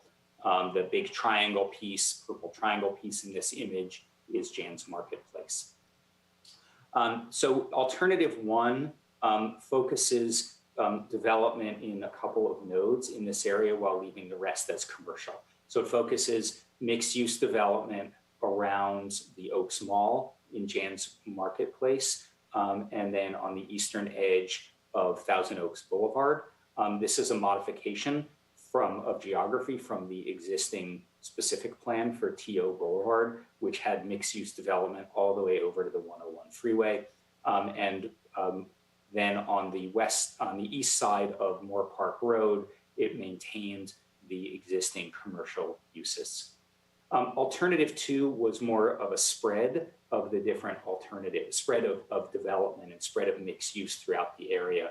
So you can see here there's a greater expanse of the light purple, which is mixed use low, both in the Oaks Mall area as well as on Thousand Oaks Boulevard, and then as well as north along Moore Park Road, leaving a kind of an area of commercial right around the 101 freeway. Alternative three created more focused development and created more jobs. And so it did that by taking the area north of Hillcrest and making it industrial flex, taking the area, a portion of the area south of Hillcrest between Hillcrest and 101, and allowing commercial uses, which could include offices or stores and retail or hotels. The thumbnail here on the Oaks Mall is residential, neighborhood medium. And then it created two more higher intensity nodes of mixed use on the eastern edge of Thousand Oaks Boulevard, which is mixed use high in this map, as well as in Jan's Marketplace. So again, these alternatives are playing with different ideas about where mixed use development can go in order to get feedback. And then we asked a series of questions on this. This question, question number 10, we provided 6 images and asked people to identify their reaction to each of these 6 images at Jan's Marketplace and the Oaks Mall. And this is a question that really focuses on these 2 large parcels because they have been identified as large opportunity sites throughout the process. Without going through the details, the image number 4, which is essentially retail, 2-story retail with lots of public space, 87% of people like it or love it for that area. That's not a surprise. The one with the most no way, and that was actually one of the responses was no way, I don't want this there, is the 5-story office building here, and 33% said no way. In the top 3 images, it's multifamily or mixed use housing. Actually, number 2 is probably townhomes or stacked flats. And there was a lot of folks said between 68% and 75% said they either love it or they like it. So this tells us that there are a lot of people who want to see development at the Oaks Mall and Jan's Marketplace as 3 to 5-story mixed use or residential development. Question 11 asked for the area along Moore Park Road between Thousand Oaks Boulevard and just north of Wilbur, whether that should maintain the current mix of retail and commercial uses, or whether it should be mixed use should be allowed in this area. And a large number of folks said essentially keep mostly commercial uses in this area. So in other words, Moore Park Road should for the most part be and remain a commercial corridor with a diversity of commercial and retail uses. The next question was asked about the area of Thousand Oaks Boulevard between Moore Park and Bodenkamp. And we gave 3 images and asked people whether they liked it, loved it, were agnostic, or didn't like it at all, and no way, they don't want to see it there. And what we see here is that these are essentially 4 to 5-story residential and mixed-use buildings. And between 70 and 78% of respondents said they either love it or they like it. And so again, kind of very directional that this is from the people, the 2,100 people who took the survey, the majority wanted and were accepting of these types of development in this area. When we asked which alternative best matches your vision, it was alternative 1, which was some nodes of mixed use, or alternative 3, which had nodes, but also more commercial and industrial uses. The next area is what we call downtown and Thousand Oaks Boulevard. This area extends from 23 all the way to essentially where the auto malls are on Thousand Oaks Boulevard. While this area is relatively large in terms of geography from north to south, the majority of the alternatives have almost exactly the same land use designations off of Thousand Oaks Boulevard. Alternative 1 is the nodal approach, where high density mixed use high was identified in the downtown area. And so this is the big blue here right along the 101 freeway is the Civic Arts Plaza. And so you can see the darker purple is mixed use high, and then the rest is really mixed use low with the light pink as commercial uses. Alternative 2 spread low and medium density throughout this area without much differentiation. And then that was alternative 2. And then alternative 3 was a mix between the 2 with some medium and some low mixed use throughout the area. We asked for the downtown area. So we asked what types of development people wanted to see in terms of intensity. 45% of people responded that they wanted to see 5 stories and 60 units an acre. 32% said that the maximum they would want to see is 4 stories and 45 units an acre. Only 17% said that they want to maintain the existing designation of mixed use low, which is 3 stories and 30 units an acre. And then 6% said none of the above, which for the most part meant when this response was here, it usually meant that they didn't like any of them. I forgot to mention that previously. And the written responses that we got here were mostly negative. So if someone liked what they saw in the questions, they just typically answered the question and said that they liked one of them. If they didn't like any of them, or they didn't like the ideas at all, or they had other ideas, they would say none of the above. And again, the majority was negative. So when you start looking through, you'll see that the none of the above is pretty small, and those are the ones that tend to be negative. We asked whether the city should allow multifamily residential buildings without a requirement for commercial uses in some areas along Thousand Oaks Boulevard in this section. In other words, because retail is a more of a dying industry, especially with COVID, and there is more retail in the city than is needed right now. Could some of those retail or commercial parcels be redeveloped with just residential without any commercial or retail development? And almost 75% of people said that they would agree with that statement. So 3 out of every 4. We asked which alternative best matches your vision for the future, and 43% said alternative 1. This is about the same percentage that 43% said that they would want 60 units an acre and 5 stories in this downtown, in the downtown area. The next area is Westlake and East End. You can see the 101 freeway, and then you can see Thousand Oaks Boulevard along the top. These alternatives had slightly less variation. The auto malls, which you see in sort of the light pink here, were the same all across the board. And the parcel kind of on the left-hand side south of the freeway, this is the Kmart site with a mixed-use project that is currently going through the process right now.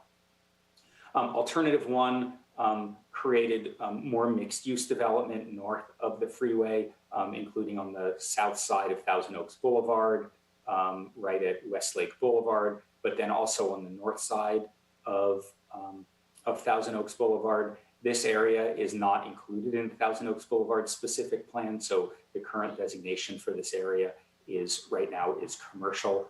It maintained it expanded mixed use on the east end of Thousand Oaks Boulevard, but also maintained some areas for jobs. And then on the south side, there's a large area that was essentially maintained for jobs, with Westlake Plaza as mixed use in this alternative.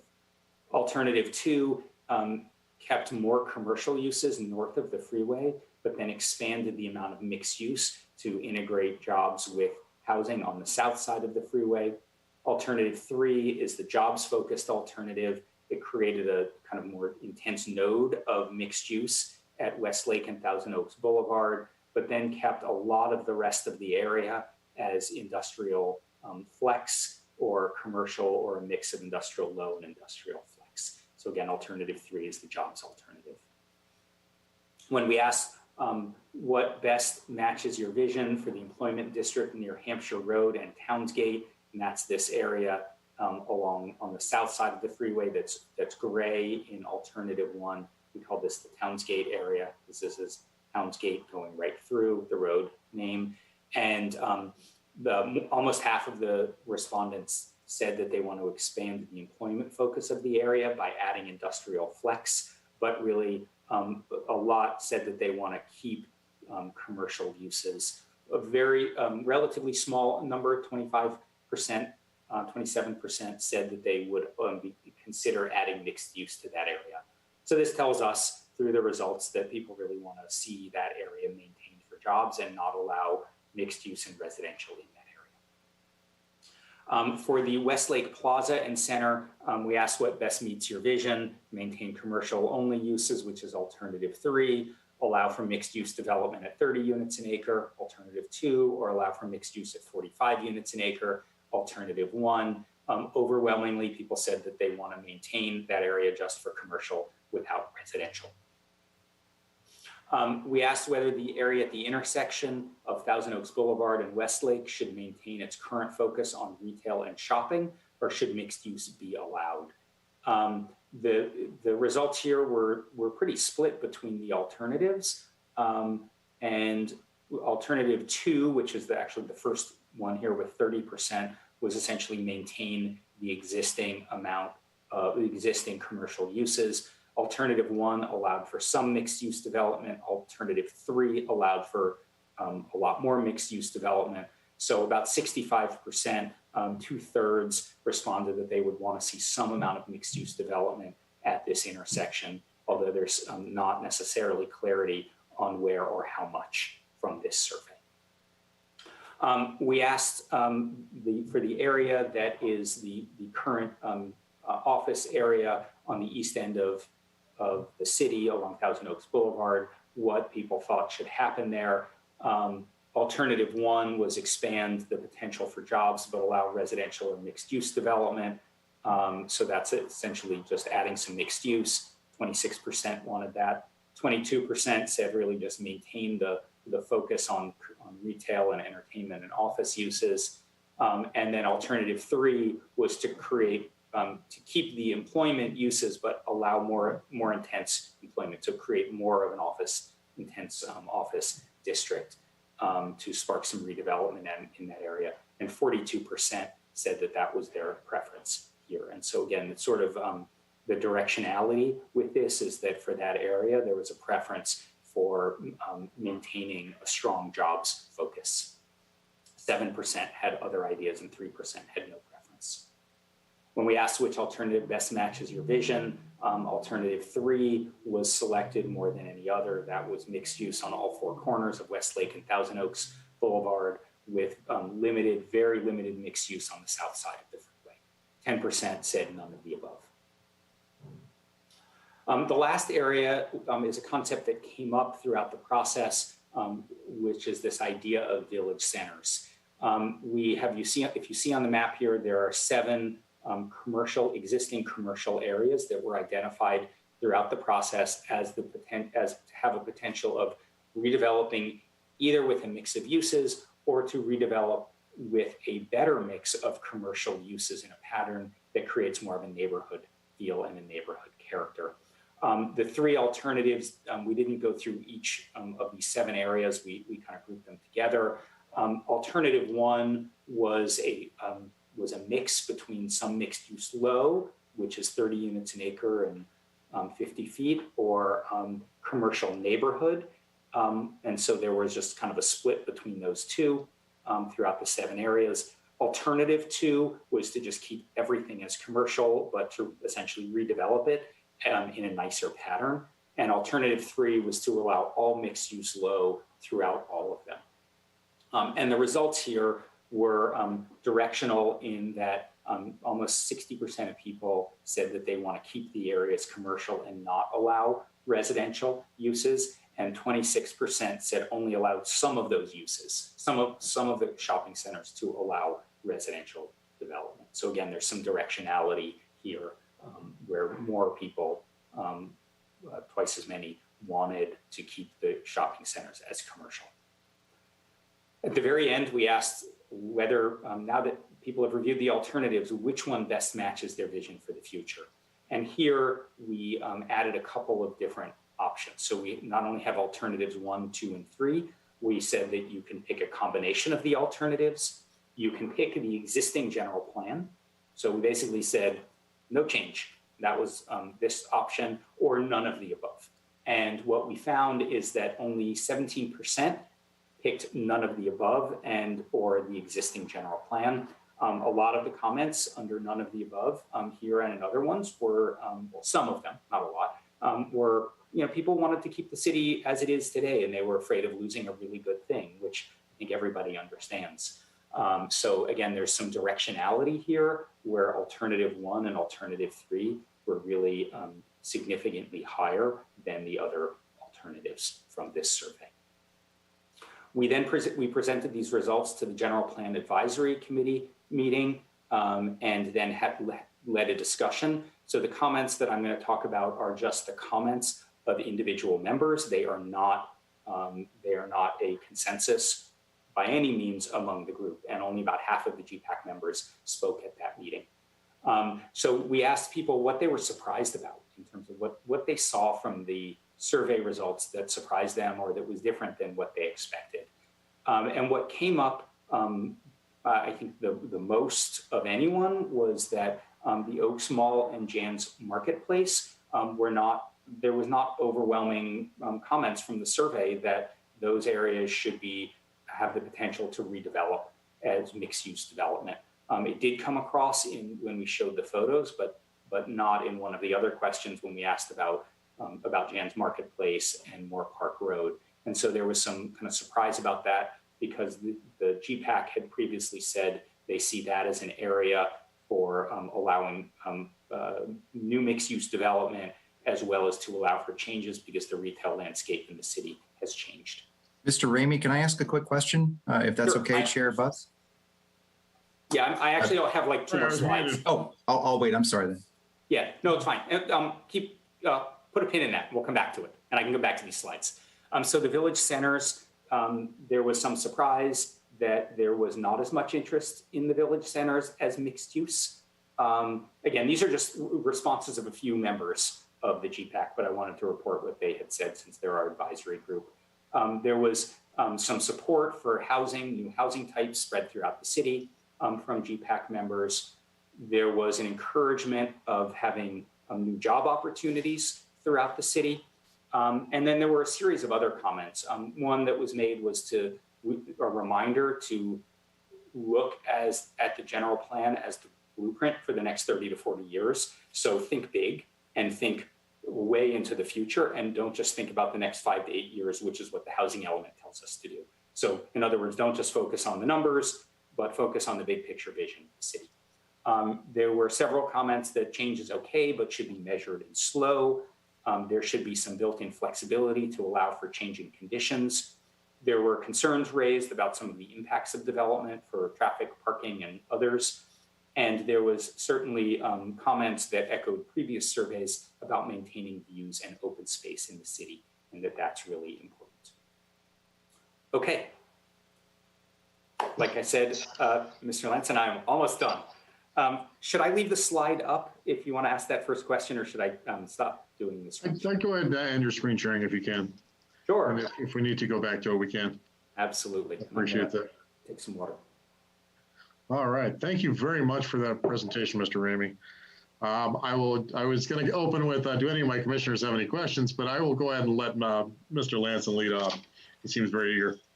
I apologize for jumping the gun, but you were on an issue that I was hoping to get a specific question about is as to the malls, both the Jan's Mall and the Oaks, were they involved in the discussion process? Did they give you any comments about the survey? About the survey, I'm going to maybe turn to staff to ask that. I know that staff had met with them. So Michael, Kristen, do you guys want to take over? Yes, we did talk with both of them on a couple of occasions, and I believe that I know at least one, if not both of them, submitted formal comment letters through the process. So we're in the process still of compiling all the comments that we received, and we'll get all those posted on the website and make those available to you before the meeting when you're considering the preferred alternative. The comment, the one comment that I'm remembering, the Oaks did provide a written letter, and the one comment that I'm remembering from them is that they said it was important to them that the entire property be given the same land use designation, and they were in favor of a mixed use designation to give them flexibility. I think the general message that we heard from both Jan's and the Oaks was just that they both are interested in having as much flexibility as possible in developing their properties in the future, because there's just so much uncertainty right now with retail and commercial and movie theaters and not really knowing what the economic situation of all of their tenants is going to be in the future. They're just interested in having a lot of flexibility, which would include the mixed use ability. Okay, I just was curious whether they were incorporated with part of the discussion process, and it sounds like we'll hear their more formalized results at some point in the future. Yes, yeah, they were among several of the major property owners that we met with and had discussions with. Okay, Mr. Ramey, I want to first of all congratulate you, by the way. It's a fantastic job. I have to say personally, reading through the briefing book, I did the part with all the comments, which took me a very long time to get through because amazingly, a lot of our citizens wanted to make sure that their comments were heard. And again, I really appreciated the fact they were able to put a little pinpoint and really direct the comment to that thing. So that was a really fantastic process. And again, thank you to you. And by the way, all the citizens that gave their comments, because that was a really huge part of me trying to understand a lot of what the interpretation and the feeling about it was. One thing, and again, I kind of want to make sure we're all talking the same thing so that everybody understands. You said that, again, it's 26, 22, or 21 that we have to identify. When you say identify, do we not currently have in our general plan an ability to identify 26, 21 units? There's not the current capacity at the densities that are allowed with vacant sites in order to meet the 26, in order to meet the current RENA. So we, and again, we think of the general plan in sort of two ways, and I'm going to answer the question by sort of not answering the question at the same time. I apologize, but there is this piece of the general plan which is the housing element and this number that we have to meet. There is a bigger piece of the general plan, which is all of the engagement that we have done throughout the process and asking people what they want to see in the future of the city in the next 20, 30, 40 years. And so, there is that piece. We do need it for the housing element, but we also asked people some pretty open-ended questions about what they want to see and where they want to see development, and the results in the survey were it wasn't mixed. I mean, it was pretty directional from the people who took the survey. So there's more to it than just those housing element parcels, and I just want to stress vision over the specifics. No, I believe me, and that's why it was important to get all those questions. So I'm glad you did that. You mentioned at some point the specific plan that the city has. What happens to the specific plan by virtue of this general plan amendment? Great question. The specific plan would need to at some point be amended if there are changes in land use as a result. So for example, if the decision is made to essentially maintain 30 units an acre and the current regulations along the entire corridor, it might not need to be amended. If there are, for example, in the downtown area, if there's a desire to increase the density to 45 units an acre or anywhere else on the corridor, you would have to have changes. If there are areas that are currently allowed for mixed use, but maybe we put them back to commercial, which is the existing use, you'd have to amend the plan. And just in terms of looking again at planning versus building, the specific plan, do you have any idea, or does staff have any idea how many actual projects have been built under the specific plan since it was enacted? Like mixed use project, like mixed use residential? I'm assuming that was part of it, yes. Michael, do you want to, or Ian? The two projects that are the recently completed Lupes and the 299 that's under construction now, I believe are the only two, but Kari, can you correct me if I'm wrong? There was another one that was approved, and the address is escaping me, but it was across the street from City Hall. That one was approved through the pre-screen process, but ended up never moving forward. So the units that were allocated to that went back into the bank. But as far as approved and moved forward to construction, Lupes and 299 are the only two so far.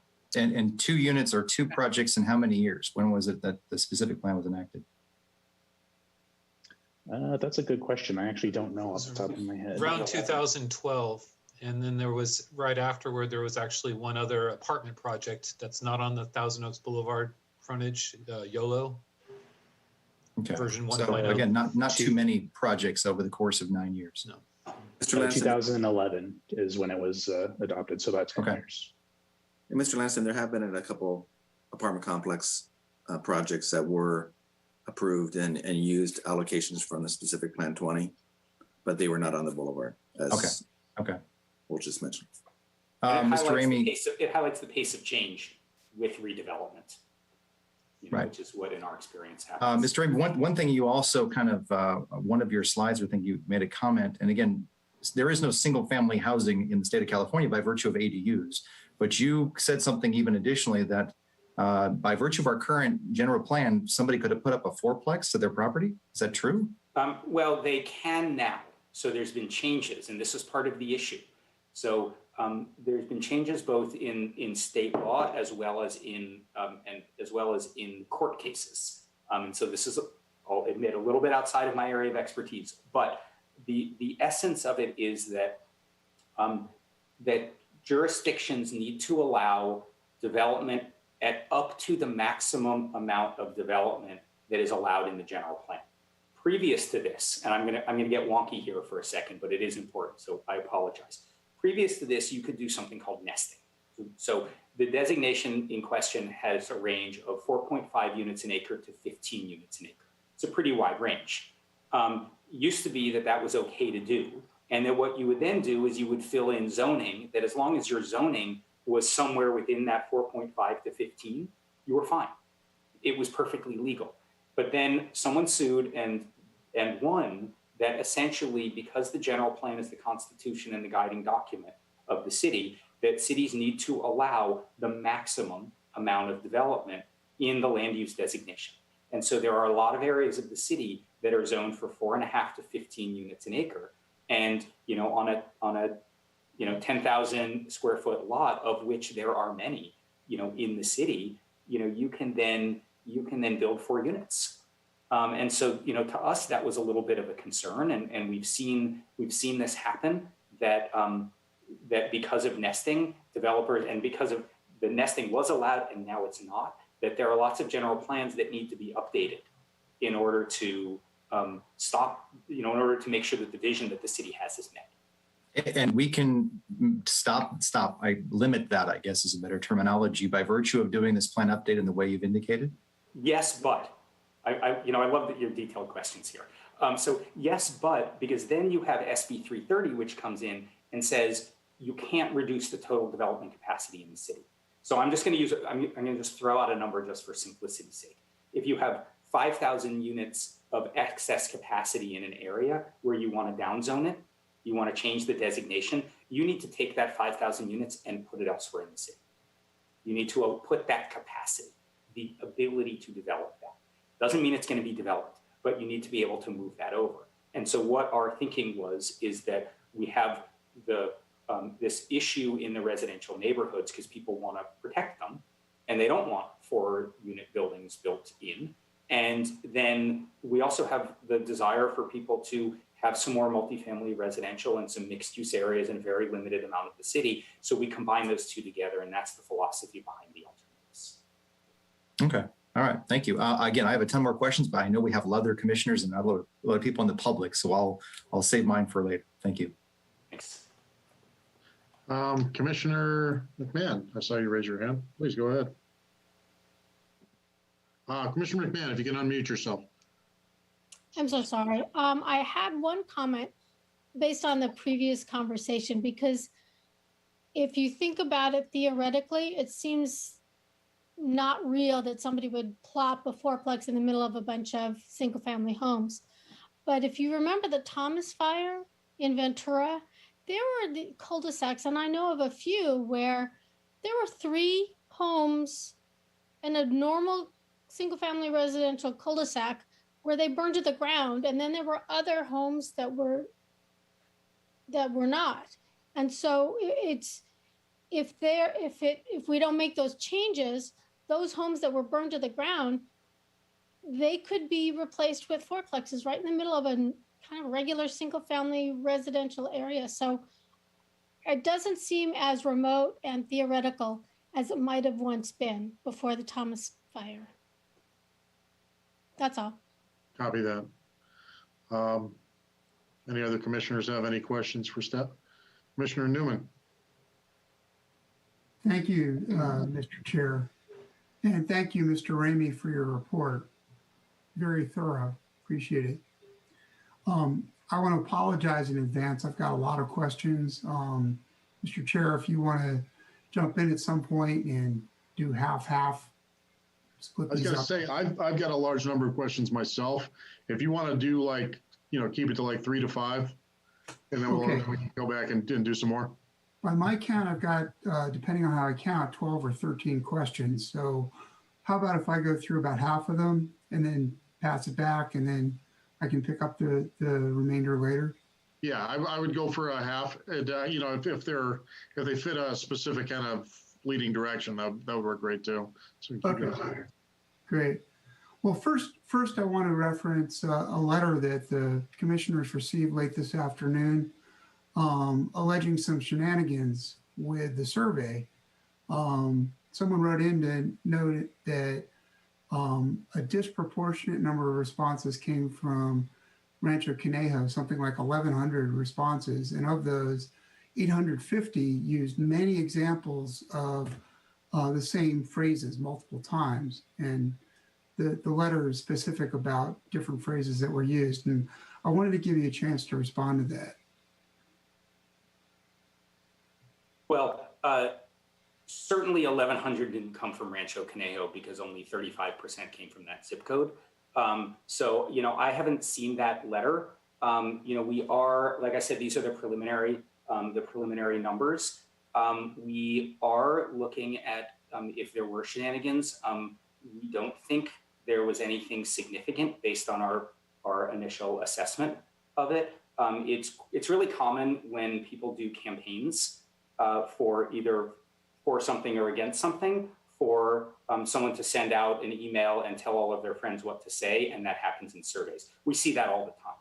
So the fact that there were, and we did see, you know, lots of comments, you know, yes or no. I saw like flyers and emails for things people didn't like and did like. So, you know, whether there were shenanigans or whether there were emails that were sent out that people then used as part of their response, I don't know. And, you know, we have to rely on our survey tool. And this is a guide. You know, I think when you get 2,100 plus responses, that's a huge number of responses any way you cut it. And there are a lot of individual ones. So, you know, we're going to actually, you know, look at the numbers and look at where we think there could be issues. We use SurveyMonkey, which essentially allows you only to take one survey at a time. And it tracks, you know, it tracks IP addresses. So we're going to be able to go back and look at that. Okay. I mean, I'm a former network engineer, and I'm speaking to you from a machine that looks to the outside world like about 10 or 12 individual IP addresses. So I hope there isn't anything wrong. If there is, I also hope that you'll come back and report any substantive changes. Yeah. As a result, there were cases documented where the same language is repeated over and over. And that I don't know that it's necessarily a red flag, but it does raise the question. Yeah, and we saw those too when we were looking into them. And, you know, for us, it's really important that the survey has validity. Again, it's not statistically valid, but we certainly don't want it undermined. So our approach is probably to go back and do some sensitivity analysis and say, well, if there's similar IP addresses or lots at a similar time or whatever, we kind of pull those out and then rerun the numbers and see what it does. You know, I think if it's different times and different IP addresses with you know, similar responses, it's a lot harder for us to say that it actually was not different people who were guided in the process in the email or letter campaign. Okay. Yeah. If there is a change, absolutely, as a result of the vetting, and I understand all surveys need cleaning. Yeah. If that does change the results substantively, I hope we can hear about that. We absolutely will tell you if it changes the direction. The next set of questions I have has to do with what we are required to do, either by current policy or current law, versus what's more aspirational, what we'd like to change our policy to be. So just as a baseline to understand what we need, what we have to do versus what we'd like to do. Number one, my understanding, correct me if I'm wrong here, is that as we heard from Mr. Holt in our previous presentation, RHNA requires us to allocate 2,621 unit housing units by 2029. Is that correct? Yeah, it requires that you allocate the space for that number of housing units that allows them through their requirements to be built by 2029. So that's 8 years. Okay, and I understand also after 2029 there'll be another RHNA cycle and then another one after that. But just for purposes of where we are right now today in 2021, is there any legal or policy requirement that requires us to add more than 2,621 units as of today? Well, we're not adding any units at all. The question is, where are they? And what's the capacity? So we're not adding, because of Measure E, we're not adding a single unit of capacity to the general plan. Or I'm sorry, I misspoke. Poor wording on my part. Same question, but are we required to add or to allocate rather? You are not, so you need to maintain capacity and you need to provide the space for the 2621 units as part of this update. So that's what you're required to do. You know, I would also say, you know, this is a long process. It takes a lot of time from the community, and you know, there's also it's 2621, and then there's also the buffer that needs to be built into that, right? And so it's not just that, and that is for 8 years. Right. But what I'm getting at here is there is, on the one hand, this current requirement. We must allocate 2621 units by 2029 on the one hand. And on the other hand, we have this much longer term, much more general update to the general plan, where potentially we may be adding thousands, maybe tens of thousands of additional housing units, but that's not a legal requirement. It's a policy. Again, it's not a legal requirement, but you're not adding any housing units. You are changing where in the city they are allowed to be built. Right. But what I'm getting at is the allocation of a much larger number in 2021. That's a policy thing fundamentally. It's not a legal thing, right? I'm sorry, I must be misunderstanding again, because you need to identify parcels at the requirements for the 2621, but the total capacity, the allocation of growth in the city remains the same at 81,124. You cannot reallocate. I'm apologize for abusing the terminology. But what I'm getting at is about allocation. We're not adding or subtracting, and you've explained that much better than I can. 81,000 is our number. We're not changing that. That's right. But with regard to allocating units, you mean where in the city they are?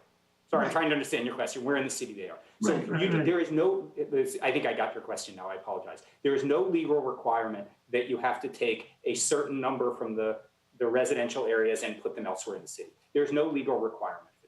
Only that you do that for the housing element parcels, plus the buffer, you know, plus if you want to do it for 3 cycles, you do it for that. It's that, but we're not updating the general plan because of the housing element alone. We're updating it for a lot of reasons. Okay, if I may, go ahead, Mr. Ear. Please, Mr. Ear. So again, it is important to, as Matt was just referring to, that this is a general plan analysis, right? The housing element is one element of this process that we've been going through. And yes, it's an important part. And yes, we've been talking about the RHNA numbers and what that means. But this general plan is much more than that. It's got to impact economic sustainability, environmental sustainability. Where do we want to keep our open space? And by going through this process of these land use alternatives, by going through the process of looking at all these other elements and components of the general plan, what happens is you start to come up with a plan in which you're going to place commercial in certain locations, you're going to place industrial in certain locations, you're going to place residential in certain locations. And by that process, what ends up happening is you ultimately start finding out, okay, now we know where we think the residential is going to go based on this huge process that we've gone through. And then what that does is says, okay, now that we have this allocation, we have to meet our RHNA, of course. And we typically go with at least 3 times, if not more. Last time we did 6 times what our RHNA allocation requirement was to meet. And because you do that because you know that not everything's going to be built on a certain parcel as planned. Sometimes it might be much less, and therefore with no net loss under SB 330, you're required to then place that somewhere else. So you have to have that buffer, as we've been talking about. But I think it is important with your question that tonight, it's really about this general plan process. It's not just about the housing element. because all those other elements come into play with coming to a conclusion of where we're going to put residential and industrial and commercial and mixed use. All those factors come into play, and all these and the type of uses, the type of residential, the type of mixed use, for example, or the style of the uses, et cetera. So I just want to again let you and all the other commissioners and the public as well know that this is certainly is a broader process than just the housing element, but an important. I understand that housing element's an important part of that as well. I appreciate that. And again, my purpose in asking the question is to make a distinction between what is legally required right now today versus what is a policy imperative. That it may be a very desirable policy imperative, but it's policy and not law. Right. I think my concern with when you say what's legally required is when you look at a RHNA allocation requirement, what happens is best practices say that you actually allocate more than just that number because you get stuck if you don't. We'll get to that. I have a question about that. But I'm at a high level drawing this distinction between law and policy because they are different. Yeah, correct. Mr. Right. Newman, I'd go ahead and I think we've established that that they're two different numbers. That the reality is that we can't change 81,000 to anything different, and that the long-term plan is going to be. I mean, our current general plan lasted 50 years. There is a possibility what we're discussing now will outlive all of us on this meeting right now. So, so yeah, so we do have to kind of anticipate beyond just the immediate future. So yeah, go ahead and proceed with your next question, sir. Thank you. SB 330, as Mr. Ramey mentioned, is currently in effect and currently prohibits the city from reducing its allocation, the number of housing units in the city. Two questions on that. One, do I understand correctly that the city, or through its membership in the League of California Cities, is a party to challenging that? Is that still in effect?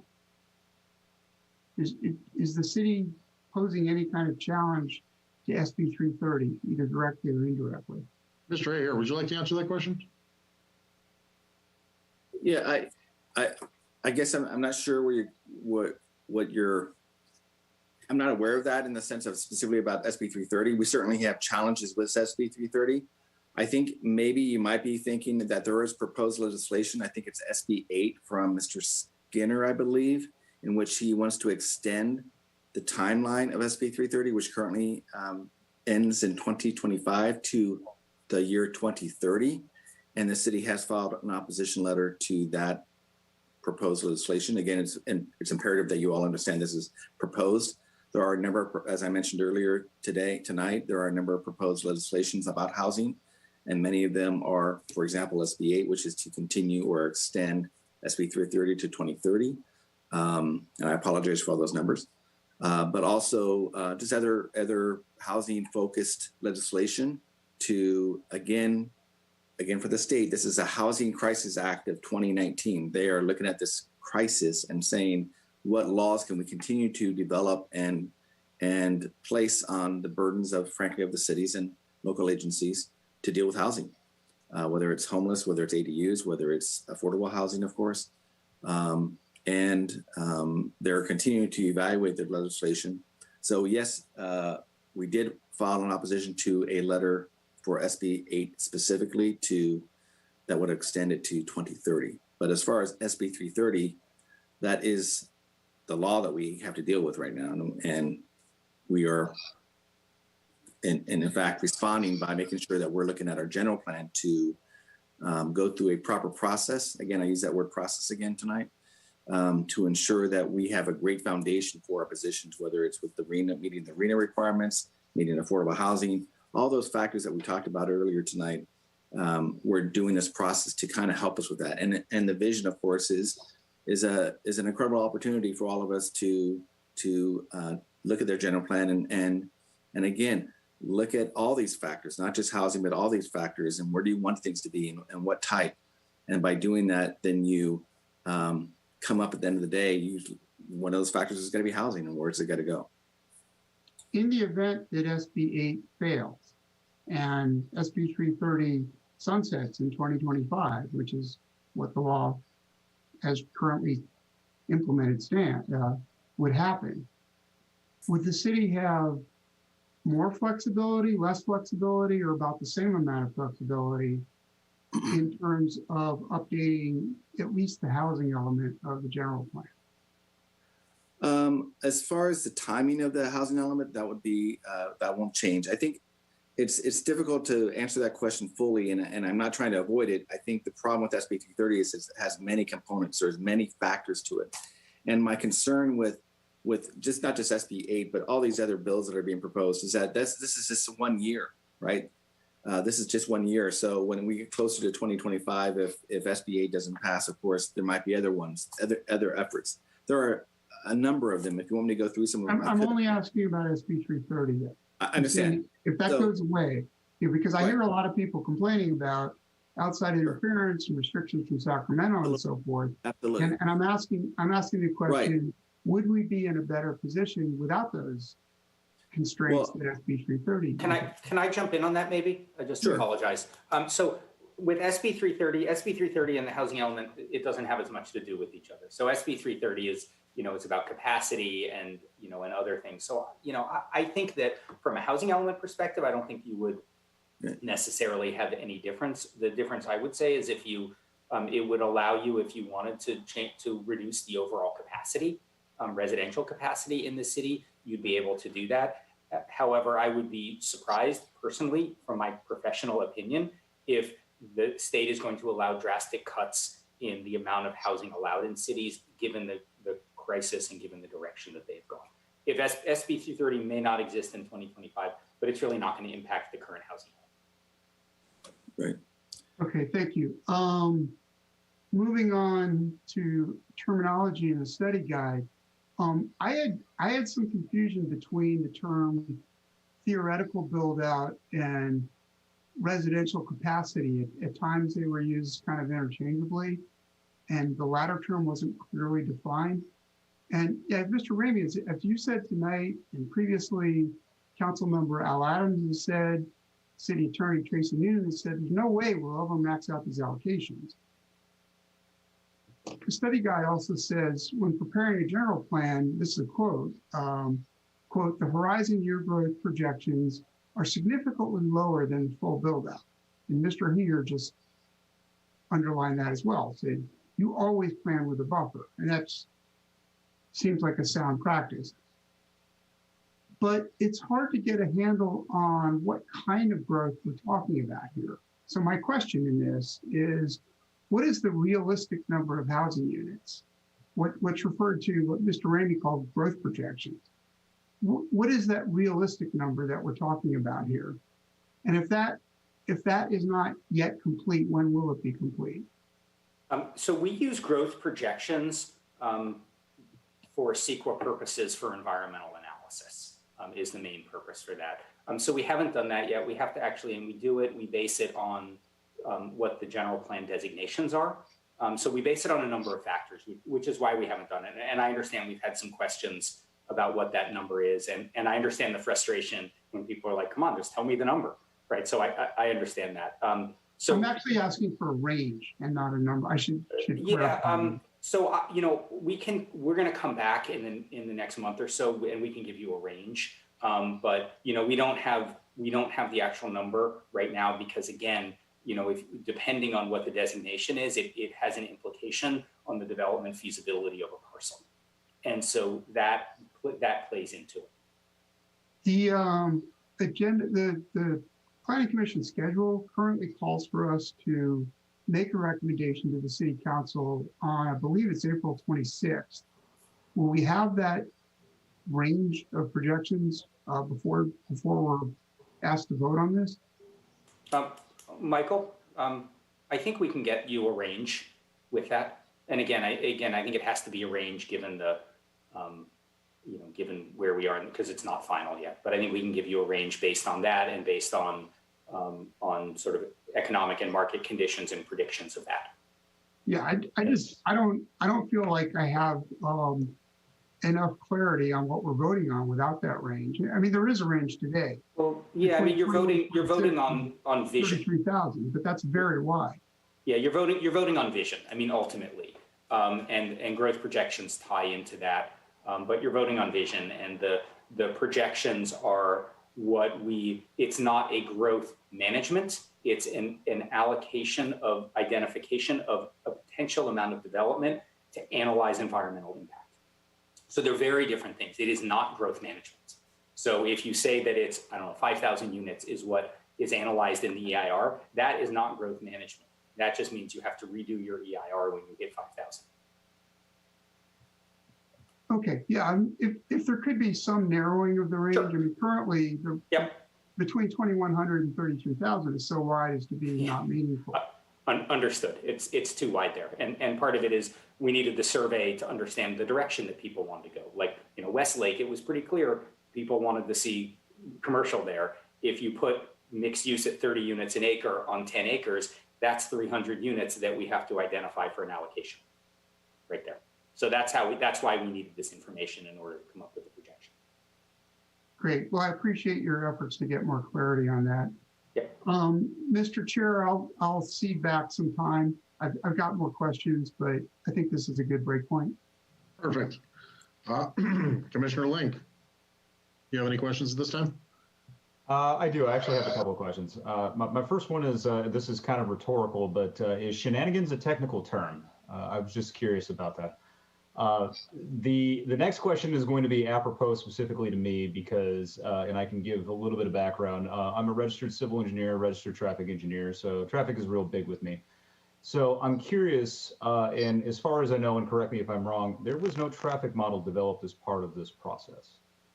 And why wasn't that? We have a traffic model that is based on the VCTC model that is developed and ready to run the modeling effort as part of, once we have the numbers, the growth projections that Mr. Newman was just asking about. Okay. So really the question I'm looking to answer is, it probably would be helpful, especially at this meeting, for this commission to assess what the impacts are to the circulation system. Of course, this leads into the circ element, but whether we could have those traffic levels and even level of service, and I can get over to VMT in a minute, but having that information presented to us so that we can understand what the ramifications are of each alternative, and even when we get to the next meeting,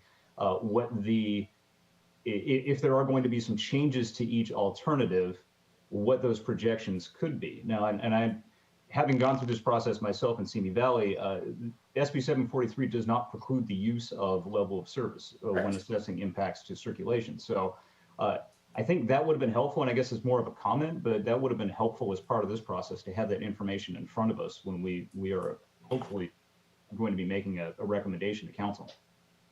Yeah, I unfortunately don't think we're going to have the traffic model run by then, because we're not going to have the growth projections, because the preferred alternative is only going to be developed a few weeks in advance of that. So we'll have to come back and look at that. And I will say that the recommendation to council is for the preferred alternative, and that, if there are issues with that we can, because of transportation, we can come back and look at some of the implications of that later on to make sure that they're mitigated. Okay. And then my last question is actually for Chair Buss. I don't know if we can entertain a break here in between or before public comment. Is everybody agreeable to taking a 5-minute break, or actually, let's make it a 7-minute break till 8:30? Is that okay with everybody? And I would like to go ahead and call it. We will take a 7-minute break and reconvene at 8:30.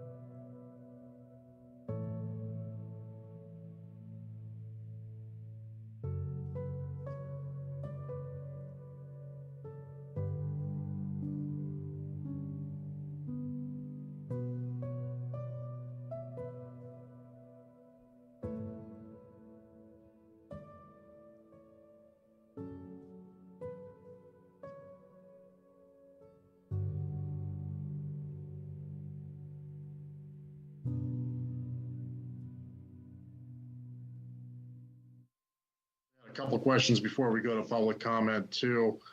Actually, I have a lot of questions, much like Commissioner Newman, but I'm going to stick to technical related ones regarding your survey methods, if that's okay, Mr. Ramey.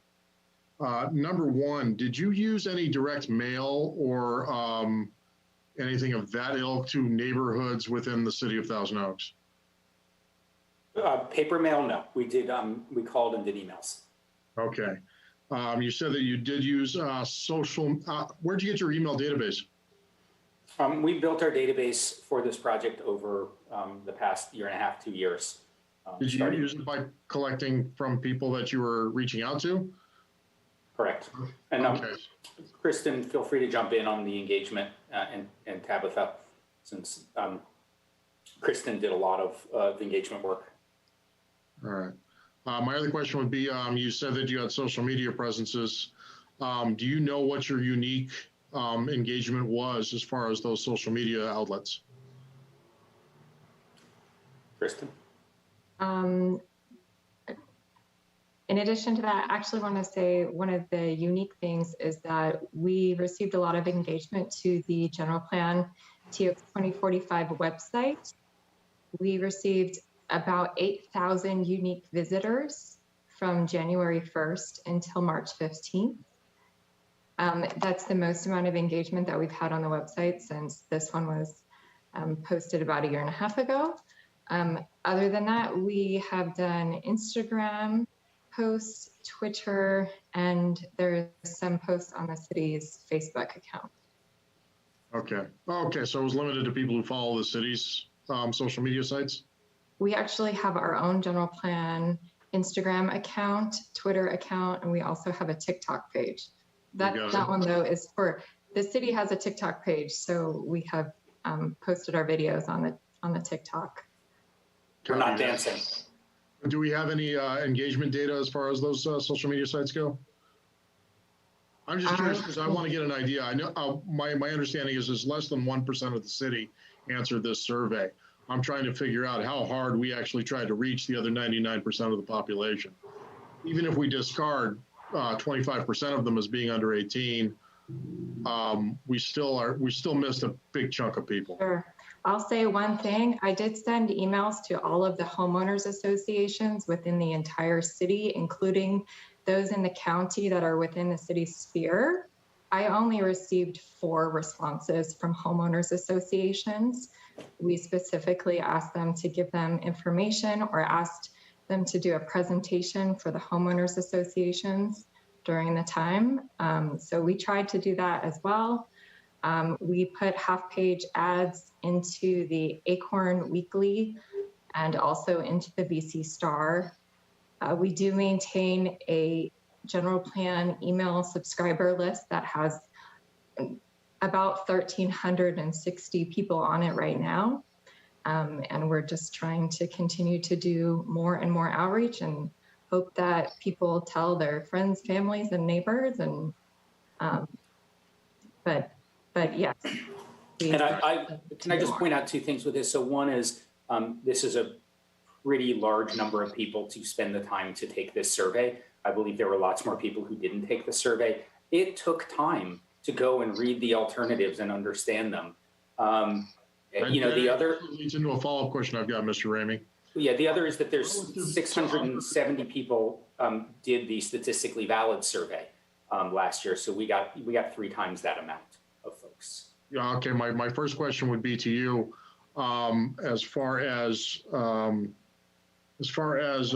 survey itself. How did you determine that you didn't have duplicate surveys? How'd you parse that data? Like I said, these are the raw results that we're presenting right Okay. now. And we have SurveyMonkey allows us to not, to say so that you can't take the survey twice. Yeah. So, I think if one wanted to, they could go to different computers. But as we're all clear, I'm a computer science major by education, and I'm familiar with, and I worked in automotive service for 20 years. Our entire industry is based on surveys. And a lot of the work that goes into those surveys revolves around eliminating gaming them. So that's why I'm curious, what efforts do you guys put in? What have you? So this is just raw data. You haven't parsed the data. You haven't checked it for duplicates. You haven't checked it for ISP spoofing. We actually don't even know if 90% of the respondents were residents. That's relied upon by self-reporting, correct? Correct. Okay, so the survey information is as useful as we decided as, I guess, at this point. It does mirror a lot of what we heard throughout the process. Okay, but you've heard from the same 1,300 people throughout the process, is what I'm understanding at this point. We've heard from thousands of people throughout the process. How many different people have you heard from at this point? We haven't counted. We don't know. We don't have a count. Nope. So you're telling me that you've heard from thousands of people, but you have not verified the individual number of people you've talked to. Is that correct? Yeah, it's kind of difficult when you do a pop-up workshop and people come for 5 minutes. So yeah, that's correct. And that's what I'm saying, is you may be seeing the same people over and over again. Well, to a certain degree, yeah. I mean, there were some people who came to 3 of the 4 open houses that we had on this. Okay. That's not a vote. It was just people coming and giving their input. No, I understand. Yeah, we certainly, I mean, we want the same people coming throughout the process because it's complicated. So that's actually a good thing to keep coming. Gotcha. The other question I'd have is relative to other cities that you've done this work with, would you say that our engagement is higher or lower as far as diversity of the engagement you've gotten? Diverse, you mean for the survey or overall? Oh, please, open-ended. You can tell me both. Okay. I think the engagement's actually been pretty significant for this. The combination of our staff and the city staff has done a lot of outreach for the process. There's been mailings to every resident of the city. There's been 2 years, a year and a half of newspaper articles. We've had lots of events going on. Did you say that there was mailings to every resident in the city? That's correct. So you did. So you have had sent out mail. Not for the survey. Okay, but for just to know about the process. Yep. Okay, good to know. Yeah, we do. I had mentioned that in the presentation. Sorry if I went quickly. We did at the beginning of the process. We did announcements in the utility bills because we wanted everyone to know about the process at the beginning. So the engagement has been pretty high for this city. It is not uncommon for a survey like this to get 1% of the population. It's actually maybe more than that, 2%, 1.5%. So, that's actually really good for a survey like this and for a general plan. Awesome. I appreciate hearing that. Yeah. And I'll tell you, personally, we are always challenged by, looking at it 2 different ways. One is, hey, 2,100 people spent a lot of time going through the survey and coming up with answers. It took time to do that. And that's a lot of people. And it's 3 times what the statistically valid survey had for numbers. And at the same time, we share your feeling of like, God, we wish we could have 50% of the population take this. But we never, ever, ever get to that level of participation. Yeah, this is pretty high. Like usually our surveys are 800 to 900 people. Okay. So, and relative, it's typically less than 1% that I'm imagining. Yeah, definitely. Okay. Yeah, because I'm listening to staff, and obviously they worked really, really hard to get out the response. So I appreciate hearing that was effective and that they've done a great job. I will leave it off with I saw my daughter in the presentation, and that was very exciting. Yet again, she's the little girl in the Supergirl outfit in one of your first slides.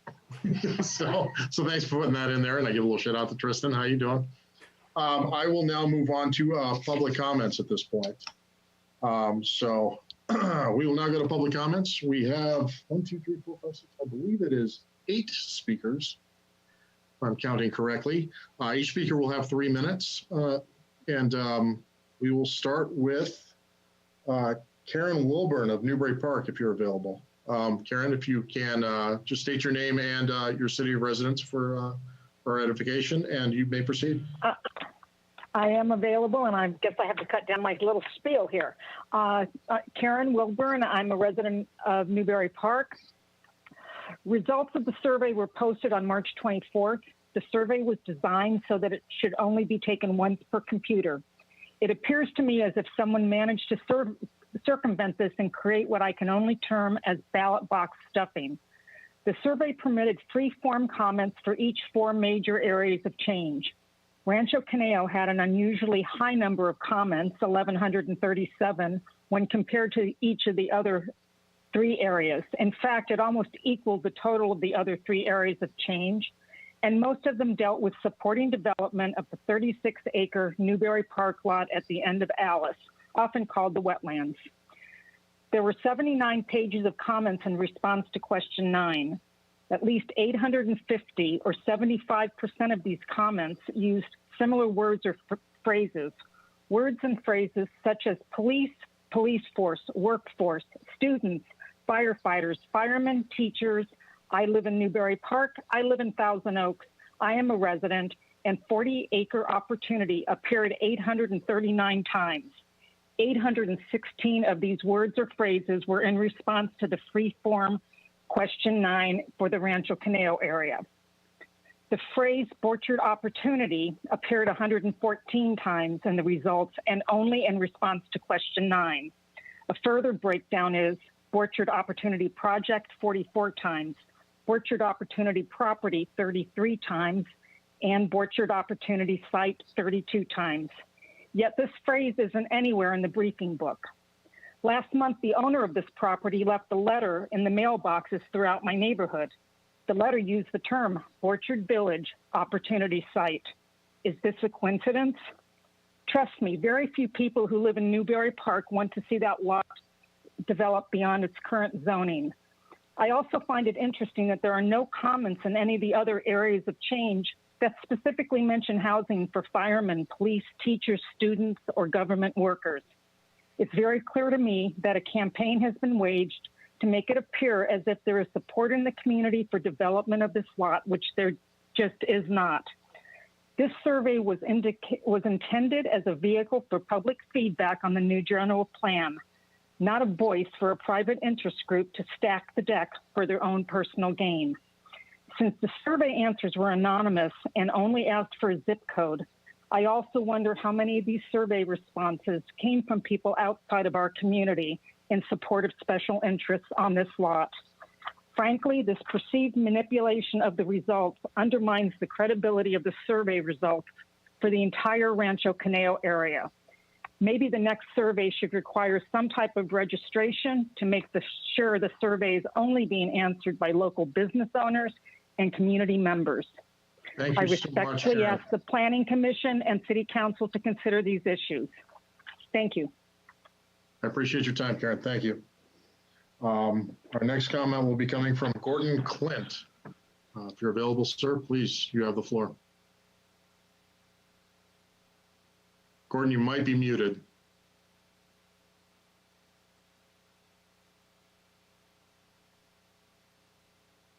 Is Gordon muted of his own accord, or can we free him up? He's muted on his own. Okay. Gordon, just so you know, we cannot hear you. We don't have a mute. I don't have a mute button. There we go. We got you freed up, sir. Oh, good. Yeah, I'm not sure how this works. I don't see a camera on, so this is just verbal. Is that right? Yeah, we can hear you, so you've got 3 minutes, sir. Okay. Well, good evening, commissioners. My name is Gordon Clint. My family moved to Newbury Park before Thousand Oaks was even a city. But my wife and I have lived here in our Newbury Park home for about over 20 years. We've been following the development of the general plan update. We read the briefing book and we took the survey. I personally have no strong position on development of the Rancho Cuneo area at this time. But after reading the survey results for that area, I concluded that the entire survey is unreliable and should be thrown out or not given too much consideration. The survey showed that 1,387 people made written responses to question number 9 about Rancho Conejo. While the other 3 areas of our city added together only, they only received 1,164 comments added together for the other 3 parts of the city. So it's way out of balance. And the seems to me that the other parts of the city would take much more interest and get more comments. And those comments that were listed took up 79 pages in that briefing book of the survey, I should say. And going through that survey, most of those comments seemed fishy to me. They were, as somebody else already said, they were very repetitive with similar phrases, often referring to this opportunity project or opportunity property. So I asked, opportunity for whom? I expected a strong response from the organized neighbors who've been speaking out against the development of the so-called wetlands acreage just south of the 101 and along the 101. But surprise, I was surprised anyhow. The question number 7 survey chart showed that 1,494 people, or 74%, want up to 4 stories and 45 units per acre. Now, that's not what I heard from the number of the neighbors that I've heard speaking about this. So I wasn't born yesterday. The survey was obviously manipulated to produce the results that someone wanted. So anyhow, that's my comments for what they're worth. Thank you. Thank you, sir. All right. Our next speaker is Jackson Piper. Jackson Piper, if you're there, you have the floor. Thank you, commissioners and community members who are watching. My name is Jackson Piper. I live in unincorporated Newbury Park, spent a lot of time in Thousand Oaks, and I've been following along with this process pretty much since the beginning, and I'm pretty happy with the results so far. I do have to agree with what Gordon Clint and the previous caller mentioned. It does seem like there's a big discrepancy in the numbers for the Rancho Conejo area, and that unfortunately seems to throw the reliability of the survey, at least for that area, off. I would actually like to see a lot of new development in the Rancho Conejo area, not necessarily at the wetlands, but again, I'm not opposed to it if it's done tactfully in a way that respects the fact that there is a decent amount of flooding and wildlife activity that happens there. So I would encourage the city and the consultant to try to go back and extricate the comments that are not entirely trustworthy about the Rancho Conejo area. My main set of comments that I want to make is that even though I know a lot of people who wrote into the survey are not happy with the idea of change in Thousand Oaks and with the development along the boulevard, it unfortunately, depending on your perspective, sometimes unfortunately has to happen because we've spent decades underdeveloping throughout California. We now have millions of housing units that are missing, that are causing all sorts of problems in terms of affordability and homelessness. I've gone over this before in other meetings, but basically Thousand Oaks needs to pull its weight, as do all the other cities in California, to get us out of this massive hole we've dug ourselves into.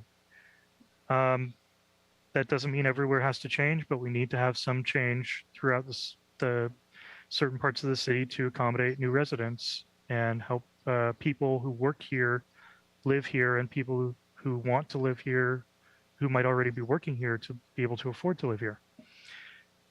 Traffic and quality of life issues really shouldn't be a considering factor because there are ways to build even at high density and higher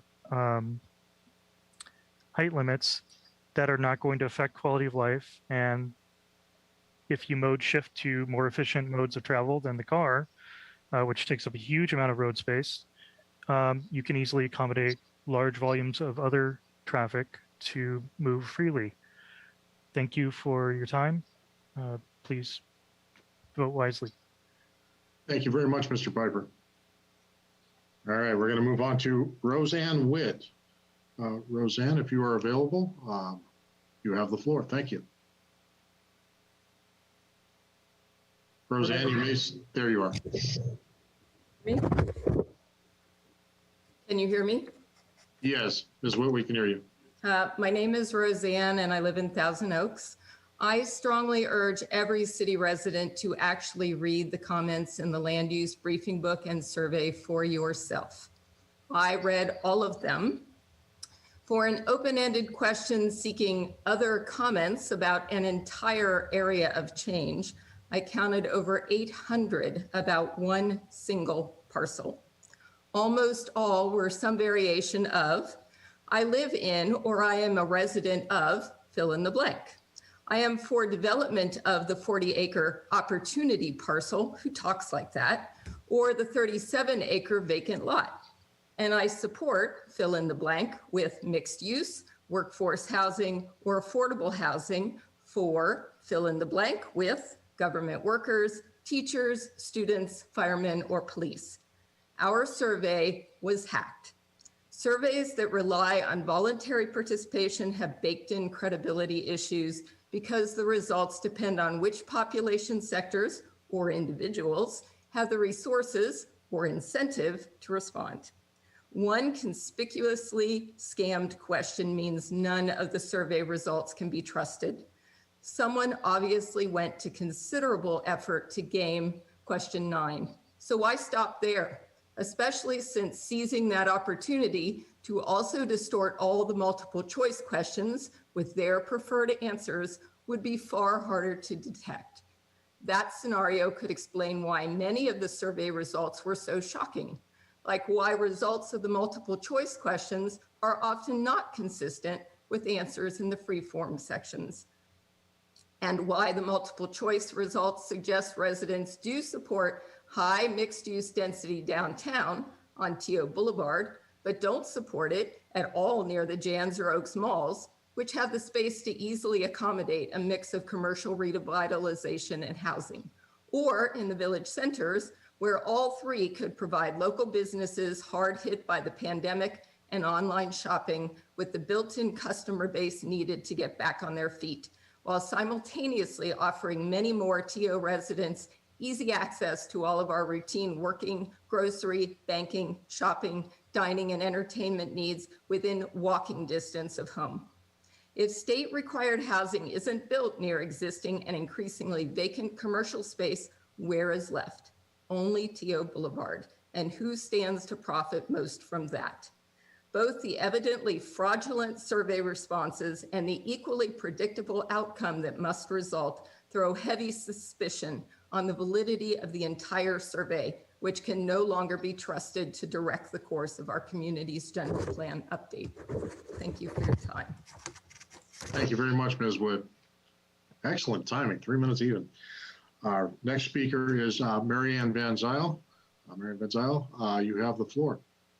Thank you very much, Chairman Buss. That's nice to say, and other commissioners, for giving me the opportunity to speak about the land use alternatives.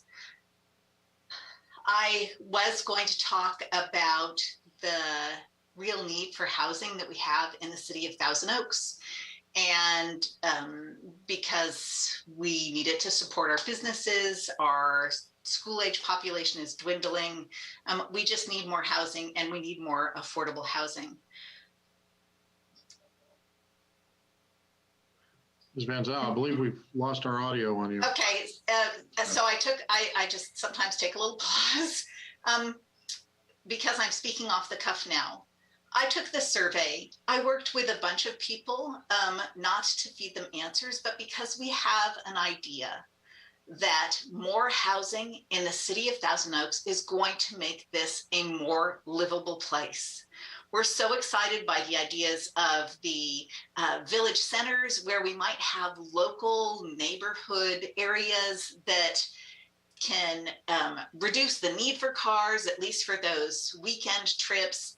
that can increase walkability in neighborhoods, can increase bikeability, that if we really work to build affordable housing in the city, and it's not going to be easy, that we can bring a diversity to our neighborhoods that we don't have right now. And I'm so excited about the possibilities that are available to the city in this new general plan amendment. The first part, though, is getting density on the ground in the land use plan. So I encourage you to do what we elected your appointors to do, which is to make decisions on the basis of your judgment. I mean, it would be nice to have a valid survey, but we aren't taking a vote. It's going to rely on political will and for you all to make a judgment about what is best for the city as a whole. To develop affordable housing, we're going to have to be really creative with an inclusive housing ordinance that perhaps requires a higher percentage of affordability in more dense areas, or denser developments, so that we really can bring in the affordable units, working better with nonprofits, working to develop a community housing trust, working with tax incentives, and working with perhaps reduced developer fees to encourage the development of affordable housing that I believe this city needs, because our teachers can't live here. So I said teachers in the survey, and no one told me to. Anyway, that's it for me. Thank you. Appreciate your time, Ms. Vazel. Our next speaker is Lisa Powell. Lisa Powell, if you're there, you have the floor.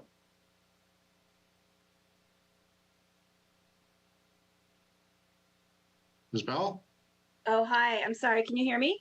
Yes, I can hear you. Please proceed. Okay. I'll turn my camera on. Hi, everybody. I'm Lisa Powell, and I've lived in Thousand Oaks for 16 years. And I wanted to take this opportunity to voice my enthusiasm for the opportunity the city now has to plan for its future with the general plan update process. We know that to be a vibrant, livable, and sustainable community, we need more housing, especially affordable housing. We know we need more housing, not only because of the extreme shortfall of housing in our state as a whole, but because of the decline of our local economy here in recent years, in large part attributed to the shortage of housing that's affordable. Nearly 70% of the Thousand Oaks workforce drives in, largely because they can't afford to live here. And there are many reasons why we should want more folks who can both live and work here and not have to commute. The land use map alternatives provide some promising ideas for where we can build more housing, including mixed use. In areas like the TO Mall and Jantz Marketplace, we know we have too much retail space in the city that we won't be used. There are several areas along Thousand Oaks Boulevard that have been suggested as well. I think it makes sense to disperse some of the density throughout the city rather than just on the boulevard. Let's offer options for all different income levels and ages and abilities. I love the Village Center concept, which would revitalize some retail areas that are aging by adding mixed use. I'm sure there are many who would appreciate being able to walk to a place like Stonehouse for a glass of wine rather than having to drive to the boulevard. I'm very conscious that there are some in our community who will fight progress and change. And I hope that they'll understand that the proposed land use changes won't result in anything we'll actually see for a while. This is long-term planning. And any ultimate changes affect only a small part of the city's available land. Open space remains untouched. The vistas will remain for all to enjoy. When we think about mixed use and some additional taller buildings, they can be beautiful and cherished structures that add housing, architectural style, and beautiful community spaces. Providing more housing is imperative, especially housing that's affordable. And I hope that the Planning Commission will play a key role in developing innovative ways to do that, rather than just putting a check mark in a box or reacting to potential state control. Let's use the local control we have now. There are ways to be intentional and thoughtful in how we shape the future of Thousand Oaks, a beautiful, safe, and livable city that is also equitable, inclusive, and diverse. Thank you. Thank you very much, Ms. Bell. All right, our next speaker is going to be Clint Foltz. Clint, if you can just state your name and your city of residence. I don't see it on my paperwork. You have the floor. Good evening. My name is Clint, and I'm a renter here in Thousand Oaks. I'm also a founding member of the Conejo Climate Coalition. I would like to address the general plan update land use alternative survey results. I attended the last GPAC meeting, and I, along with most others, were surprised by the survey results. The results didn't seem to line up with the majority of comments that were found in the survey and repeatedly expressed in letters to the editor in local newspapers and at city council meetings. The results seemed skewed specifically in the Rancho Conejo area and the western portion of the Thousand Oaks Boulevard. I would hope that the general plan update would reflect the will of the people, the citizens of Thousand Oaks. I've heard that the community and GPAC members would like to see neighborhood town squares or village centers that would reduce car traffic and make neighborhoods more walkable. Areas like the Jan's Marketplace, the Oaks Mall, and the village centers are perfect opportunities to take advantage of a dying commercial real estate. It would increase walkability and reduce emissions, and it could spread housing and traffic congestion throughout the city rather than just the main arteries such as Thousand Oaks Boulevard. As a community, we need to come together in a sustainable and environmentally friendly way as we head into the future. We cannot escape the reality of droughts, wildfires, and extreme weather events, but we can prepare for emergencies and become more resilient together as a city. Thank you. Clint, thank you very much. Our next speaker is Sean Muradian. Sean, if you can just state your city of residence, you have the floor, sir.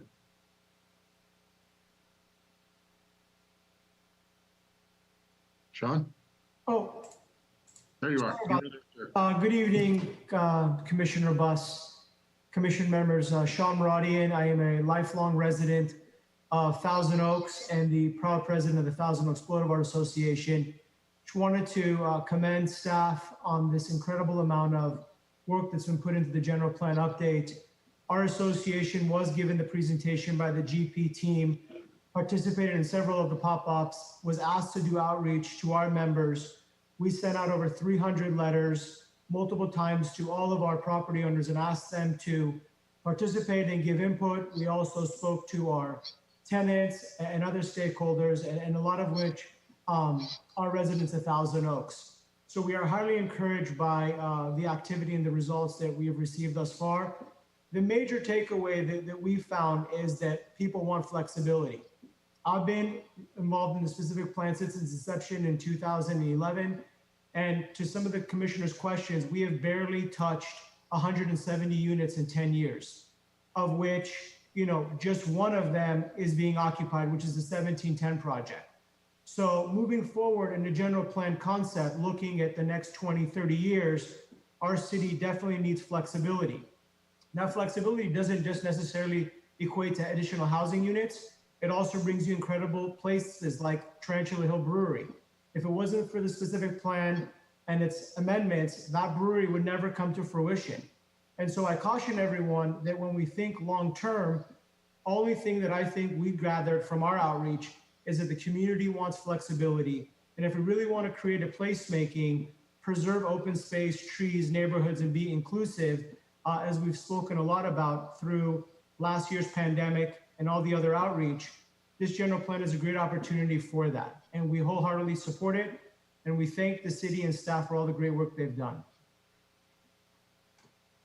Thank you very much, Mr. Muradian. Thank you, sir. All right, our next speaker is our last speaker, actually, last but not least, Wendy Zimmerman.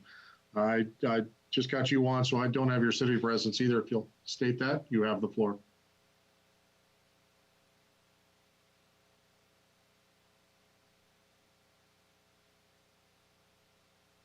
Wendy, are you with us? Yes, I just got there. I just got my permission to speak. Thank you. I want to, I do agree very much over question number 9 when what has been counted. So in adding to the discussion, I would like to talk to you about question number 7. Question number 7 regarding Rancho Conejo says that in the general plan, mixed use has 4 stories and 45 units per acre in Rancho Conejo. Are you okay with that if it reduces the amount of housing that is needed elsewhere in the city? Well, of course, everybody but those of us in that area is going to say, great, put all the housing over in Newbury Park in the Rancho Conejo area of change, and we don't have to share the burden of affordable housing. That statement absolutely reeks of segregation, discrimination, and many things which were outlawed, and you can find the case law that says you can't do that because it deprives people of opportunities and mingling with people of different incomes and different races and different means from you, and sticks them all and basically turns Rancho Conejo into a ghetto. I actually really hate all the areas of change and the way that it creates a ghetto along the 101 freeway and leaves everybody else untouched that lives further off. I believe affordable housing and any new housing should be equitably distributed throughout the city of Thousand Oaks. It would be much healthier for our society and get us out of this bias against people who have less money than we do. It doesn't matter what color your skin is as much as is your wallet fat enough to live here. And it's really ridiculous, and it is putting a very NIMBY attitude out towards that of Newbury Park. We do need to be careful about how we build, and throughout the entire Conejo Valley, and this starts from Calabasas all the way out through Agora and Westlake Village. And out here, we have had a long-standing policy of no more than 3 stories. There have been many fights about the 3 stories, and we need to keep it. We need to be contiguous, and we need to maintain our views throughout the Conejo Valley.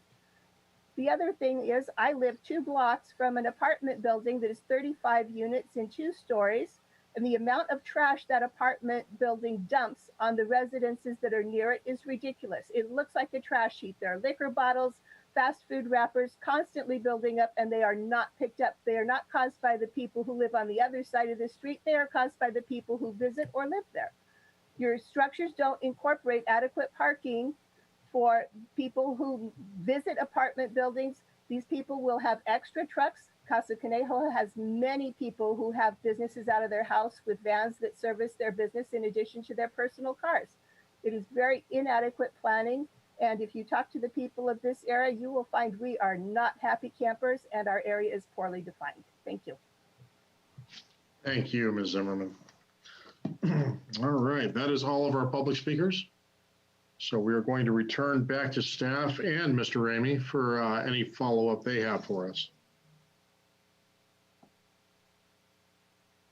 I don't have, are you looking for responses to the public comments or? If you can do whatever you'd like with this time, sir. I am, you know, I guess what I'd like to do is just pretty much thank the, I was really impressed with the members of the community who came out. I think that what we need, what the community, what we've heard that they need is dialogue and discussion about these issues. They're tough issues. We know that when you talk about development. And so, you know, when we talk about density, when we talk about development in the city, you know, it brings things out in people. And so I think that it's great to actually have the comments and the discussion about this.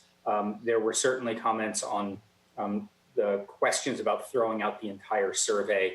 I want to say that we intentionally did a non-statistically valid survey for this because we wanted to give everyone the opportunity to participate in their comments. Had we done a statistically valid survey, we wouldn't be able to do that. So I think it's important that, you know, we know it's not statistically valid, but we did get a lot of people to participate in the survey. We'll go back and we're going to look at it for any redundancies that we see. And we'll come back to you with that information. But we do feel like we got a significant number of people to participate, and some of the comments that were, many of the comments that were identified in the survey are consistent with what we've heard throughout the process. So, you know, we felt like when we did the statistically valid, when the statistically valid survey was done previously, it actually mirrored all of the engagement that we had done to date. So, you know, we feel relatively confident with that, with the information provided. It is one data source. One of the speakers said that, you know, ultimately it's up to the Planning Commission to recommend and the City Council to adopt. This is a data point for the community to look at. And so I would just encourage folks to look at that. There was also a comment that about the number of people who responded and that to the open-ended comments, and they were overwhelmingly negative. I'd like to just respond to that quickly, which is that the open-ended comments for the questions about preference were allowed if you had none of the above. And so if you click none of the above, it's not surprising that the responses are negative. They represent a small percentage overall of the total. Again, it's, what we're trying to find is not specifics. We're trying to find directionality with the comments. There are clearly people who are passionate about all things, and ultimately it's going to be up to the Planning Commission and the council for the direction that they want to choose for the city. Thank you very much, sir. Ms. Rice, Mr. Forbes, do you have anything to add? All right. Nothing else to add unless you have any additional questions. Thank you. Yes, I'd like to go back to my fellow commissioners. Does anybody have any additional questions? I know Mr. Newman's chomping at the bit, so I'll let you go first, sir. Thank you, Mr. Chair. I want to follow up first on a question Commissioner Link asked regarding infrastructure. He was asking about traffic, his area of expertise, and in a larger sense, all kinds of infrastructure, physical plant, soft infrastructure such as schools, libraries.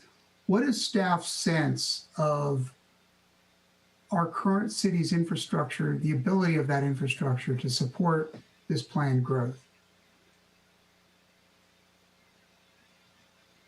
That analysis is going to be done through the environmental impact report, which will look at traffic, utilities, all aspects of the city's infrastructure and resources, water, energy, all of those different things will all be studied through the environmental impact report. The reason that we don't have the information now with the alternatives is because as we've pointed out, we're not doing a low, medium, and high growth alternatives. These all result in the same citywide residential capacity.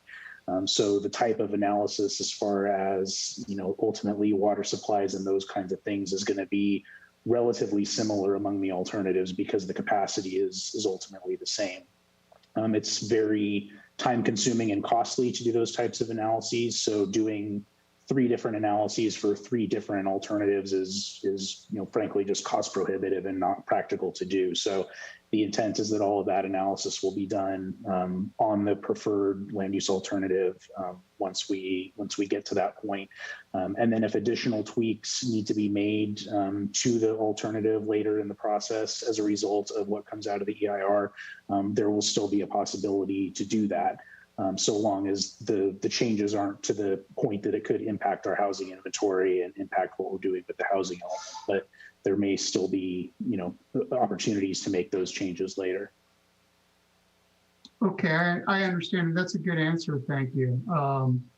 It sounds like you're saying in a general sense, I'm not trying to pin you down on amounts or types of infrastructure, but in a general sense, would you say it's a fair statement that a substantial increase in housing capacity might also require substantial upgrading to our infrastructure?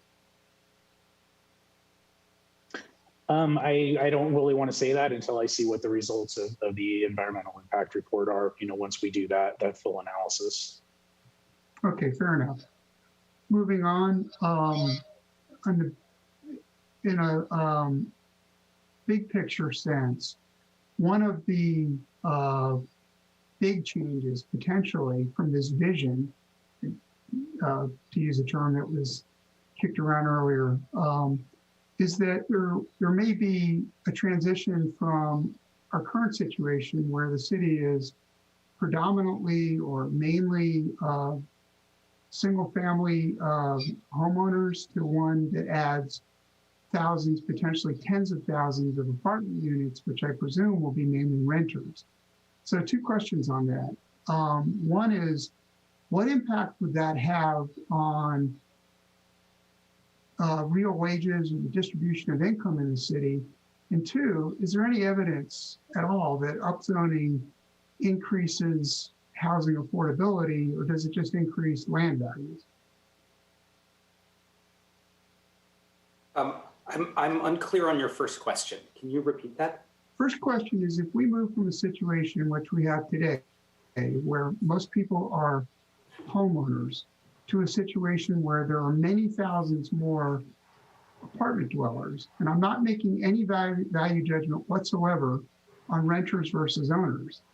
I'm asking an economic question. How would the city's distribution of income, how would the city's income picture change as a result? Well, I think one of the things that we do know from what we've heard is that, and by income, do you mean income of individuals or income of the city? I'm asking about real wages per household.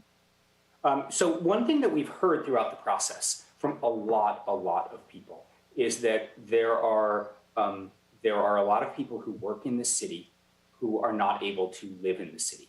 And so what that does is that actually creates a situation where people are commuting in, and then people who live here are commuting out. And so that has impacts on the transportation system. What we've heard, and this is a byproduct of the way the direction the state has been going, and a byproduct of housing costs. It's not anything that is, that the city has intended to happen. So I just want to be clear on that. So the situation that we have in the city is that housing is really expensive. And it's the majority of people who are working in the city are not actually able to live in the city. And so what we've heard from the process is that people want to be able to live in the city.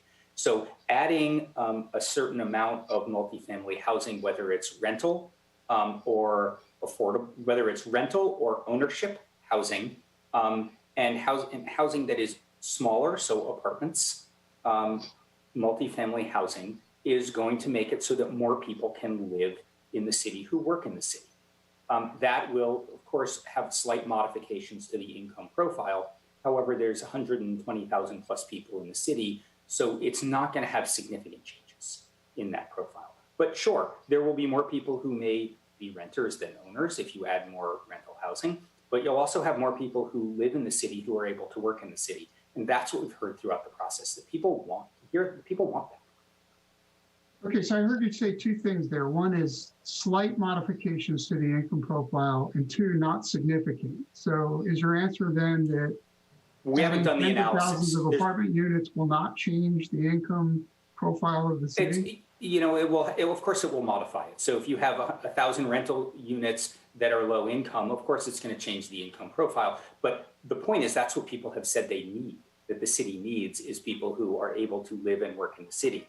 I know that it was commented on in the survey of policemen and firemen and CLU professors, but those are the people who can't afford to live in the city. It's the people who are working in the stores and, mowing the lawns and working at CLU, and the nurses who can't afford housing in the city, who are working in the city and serving the residents. And so that's what we've heard that people want. And yes, what that means is it may change the income profile. However, it doesn't necessarily mean that it impacts the fiscal resources of the city. And in fact, what we do know is that new multifamily housing, actually can have a positive impact on the fiscal resources in the city. Because it is new housing, and it is housing where the value of it is more than what the existing maybe single-use retail would be. So while it may be multifamily, it actually may have a positive impact from the property tax, plus you have more people living in the city who are then able to spend money at the retail in the city. So my guess is it's going to be positive. Well, that brings us to the second question I asked about upzoning and housing affordability. I've seen a lot of evidence in the past 10, 20 years where there has been upzoning, there has been some increase in density, and there has not been a concurrent increase in housing affordability. On the contrary. So my question is, what evidence is there that increasing density will lead to greater affordability? Yeah, that's a really good question. That's a really important one to ask. So what we do know is that the cost of construction is extremely high. It's very expensive to get projects permitted. It's very expensive to build the buildings. It's only going up. And when you get into structured parking, you're talking about $60,000 to $75,000 per parking space, just for the cost of construction of the parking space. It's extremely expensive, which is why a lot of cities, in order to increase the amount of affordability in the city, are requiring affordable housing through inclusionary zoning. So that's an option that the city can have. But the only way you're going to get to that is by allowing housing in the city. It's very difficult, very, very difficult to build standalone affordable housing projects. they're extremely difficult to put together because the myriad of sources of funding that you need in order to make that happen, which is why you don't see that happening. What we also know, again, through the conversations we've had, is that people are looking for a diversity of housing types and a diversity of experiences in the city. And you can only get that by looking at more multifamily housing. Again, we're not talking high rises. We're talking, 3-4 story buildings that actually produce the same benefits for the residents of having a place to go and live and walk around. So we've heard a lot of that in the process. Yeah, and on that, we're 100% in agreement. I mean, planners going all the way back to Jane Jacobs have said that housing works most successfully when all income levels are represented in the same neighborhoods. That's right. The final question I have is just about process. The study guide gives the term maximum heights. And I want to be very clear on this because there's been some mission creep under our current system where some of the current zoning says heights or things that initially started out being maximums over time changed and became average limits rather than maximum limits. And I'm wondering if in making these changes, if we have the potential to lock that down and codify that when we say maximum, we really mean maximum here. Yeah, I think, you bring up a really good point, which is that what's critical is that there's clarity of outcome. Because I think that's what everybody wants is, when you agree to something, you know what you're going to get. And so, I do think there is the potential, following on from the general plan to the zoning to change definitions of things. So, I'm going to speak for myself personally, which is that variations in building height within reason are more important than a single maximum height. Because if you do a single maximum height, you end up with one height across a whole bunch of buildings. It looks terrible. So you want some variation, but you don't want extreme variation. And so I think that the regulations can be modified in order to achieve what the community is trying to achieve, which is preservation of views, not overwhelming heights, but yet also have varied and interesting architecture. And in general, I agree with you, although there's a guy named Hausman who built Paris at a single height, and a lot of people all over the world still envy that. But in general, I agree. Very few have been able to emulate that in the way that it was done. So it's best practice not to do that because it's too difficult to do. Yeah, he's kind of the exception, I would agree. Yeah, if you can build Paris in part of the city, that's great. I said, if you can build Paris in part of the city and people love it and can walk around there, maybe that's the answer. I think there's other ways to do it. Thousand Oaks is not Paris. Thousand Oaks is not Paris. On that, we agree. Yes. Different. It's wonderful in its own way. Absolutely. I'm sorry, I do have one more question. I think this is really better for Mr. Forbes or Mr. Holt. Earlier this week on Tuesday, I'd asked for a breakdown of eligible lots with breakouts of location and acreage, current zoning, and current maximum RUs allowed. I'm hoping that information will be available soon. Do you have any update on that? We're working on seeing what we have. The analysis that's been done in the past with like what was done with Measure E in 2017 was not done on a parcel by parcel level. It was done more on a neighborhood level. So the data that you're asking for, we don't have in the exact form that you're asking for it. So we're looking to try and find, what it is that we do have that can address, what we think you're looking for. Ian, did you have something to add to it? No, not really. No, because I think the basis of your inquiry was related to Measure E and basically the baseline capacity that was determined back in 2017. And as Michael said, it was based on an area analysis. It is not parcel based. So the capacity of the city has not been extrapolated out on a parcel by parcel basis, because actually if you do that, you run into different numbers because you're not looking at gross land use areas. And so what I'm looking for here is a baseline for comparison. So if we're looking only at general neighborhoods in the study guide, which we seem to be, then there was that information in 2017. I don't have all the color around what was in those neighborhoods with regard to current zoning. I understand what you're saying about individual parcels, but what I don't have is the before picture, if you will, to be able to make a good comparison with the after pictures that are being proposed. After pictures, you mean after 2017? No, I believe he's referring to I'm the referring, three options. Yeah, the three options, that's right. He So wants to know you're- what the current zoning look like, or the zoning look like previous to 2017 relative to the options that are available today. You're interested in that within the areas of change or within the residential neighborhoods or both? Yes, both. Okay. Because Yeah, there are with the village center proposals, some changes in residential neighborhoods as well. Well, I would say that, I mean, the preferred alternative is going to have to balance the capacity, where you have the existing communities or neighborhoods that will be at a land use that's calibrated to what's on the ground today, and that additional capacity is moved elsewhere.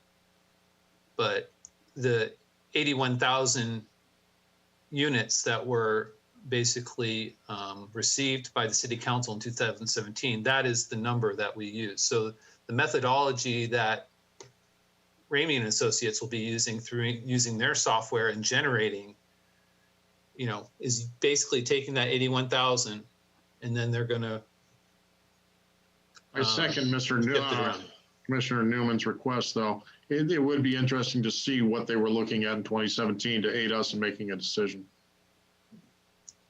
It gives us a good baseline for comparison.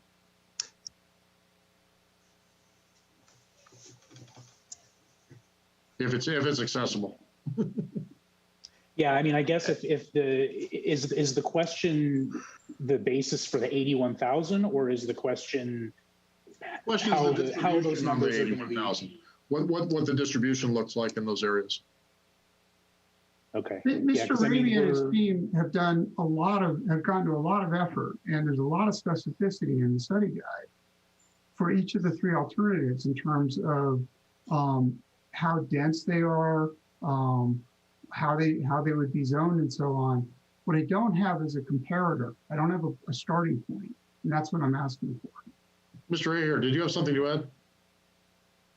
I'm just that I was a little concerned that we're going beyond what's on the agenda as far as tonight versus a public records act request or a request from Mr. Newman.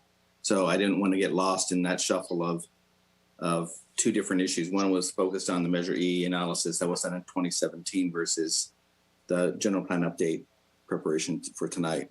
I understand there's a correlation that you're asking for. My only recommendation would be maybe if we need to clarify that, we clarify it with understanding for staff what you want us to be looking for in preparation for the next meeting or 2 meetings from now, actually. My email Tuesday, Mr. Here, was quite specific. I gave exact, I was quite clear in what I requested. I asked for lists of eligible lots showing location, acreage, current zoning, and current maximum residential units allowed. I understand from what Mr. Holmes has said that it may not, the information available, I had thought it was available from the 2017 Measure E study. I understand that it may not be so granular to be on a per parcel basis. But if that information is available on a per neighborhood basis or per area basis, that would be a useful starting point in comparing where we might be going with any of these alternatives. And this being a study session, I'm having a difficult time comparing where we are to where we might go without having that baseline information.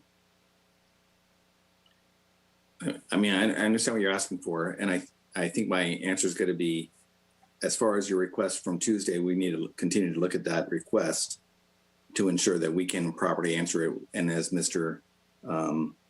Holt mentioned, it might not be exactly in the data that you're requesting due to how we did it in 2017. But I would also suggest that we look at the staff report and the information that was provided in the 2017 presentation when we talked about 81,000 units for the capacity of the city. If that helps you. And that information is all available online on the Measure E on the city's website under planning, and then Measure E. There's the presentation and the staff report. Are you referring to the October 24th, 2017 report to the City Council? Yes, and the presentation. Okay, that report is the one to look for then.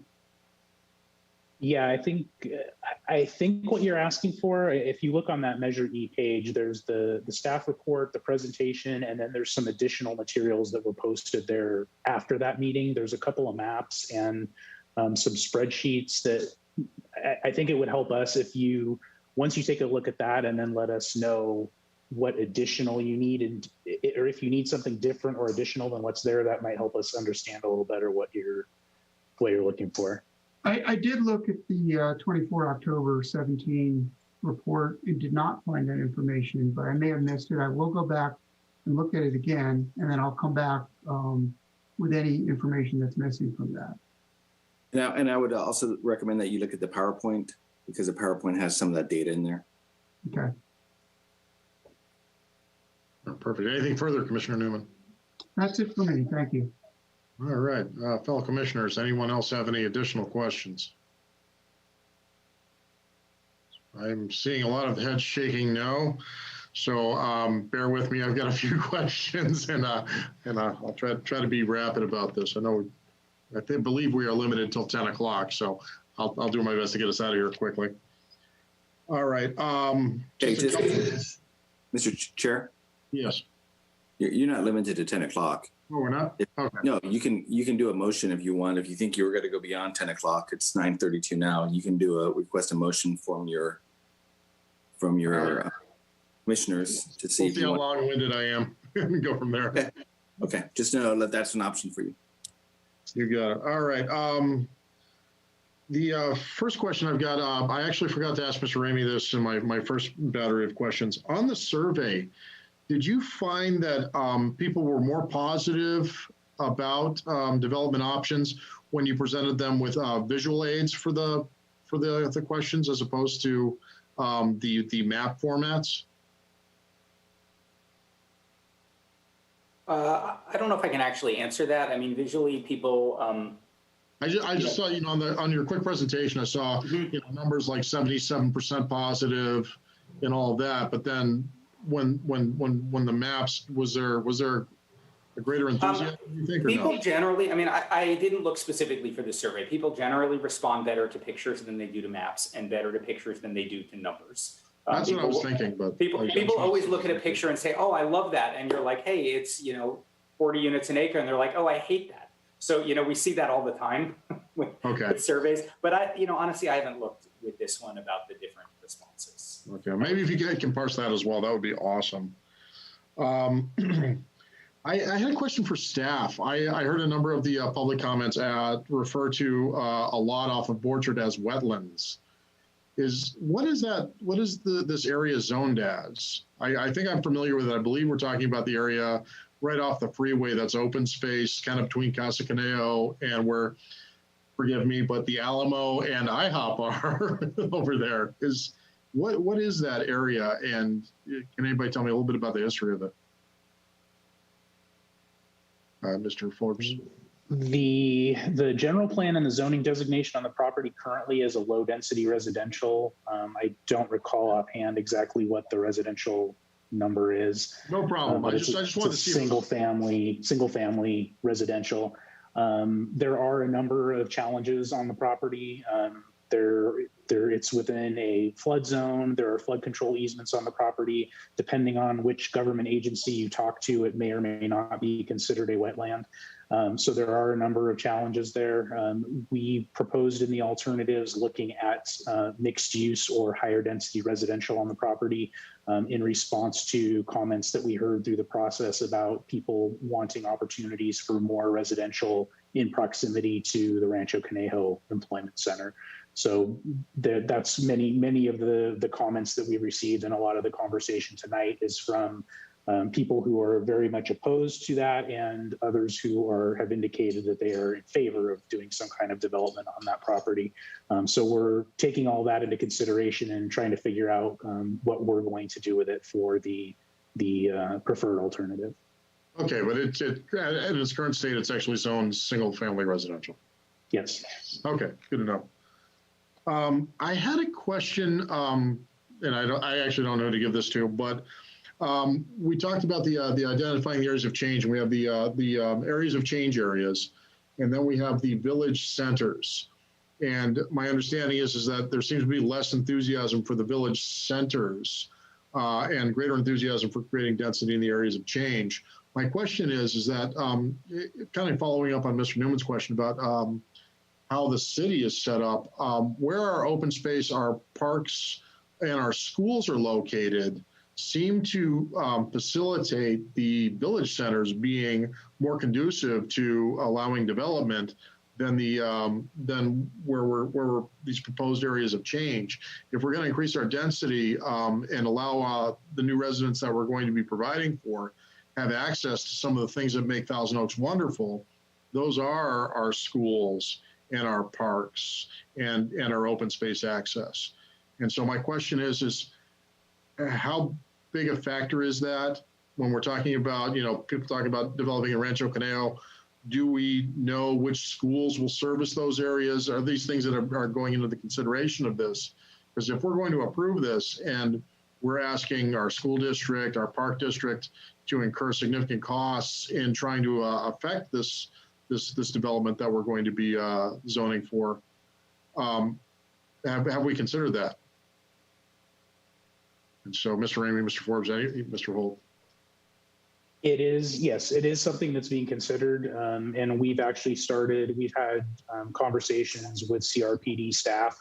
And we recognize and understand that some of what is being proposed in these alternatives is putting residential units into areas of the city that do not currently have them, which is going to increase the park demand in those areas because the city was developed under a very single family suburban model, and the parks are located in those neighborhoods. It is definitely going to be a challenge to purchase new parkland or have it dedicated or whatever mechanism it ends up happening to create new parkland in those areas. So it is, it's absolutely a challenge that we recognize, and we've started conversations with CRPD staff about that. And both that and the school impacts will be looked at through the environmental impact report also. So yeah, the neighborhood center, or the village centers rather, are definitely closer to existing parks, but there's not enough capacity. If we just did all of the village centers, there still would not be enough capacity in those village centers to provide the housing that we need to provide to make the state happy. So even putting density in those centers, we would still have to look at other opportunities around the city. Okay, yeah, I obviously understand that, but I was just thinking, have we abandoned the village center concept to some degree? Because I didn't hear a lot about it in Mr. Ramey's presentation.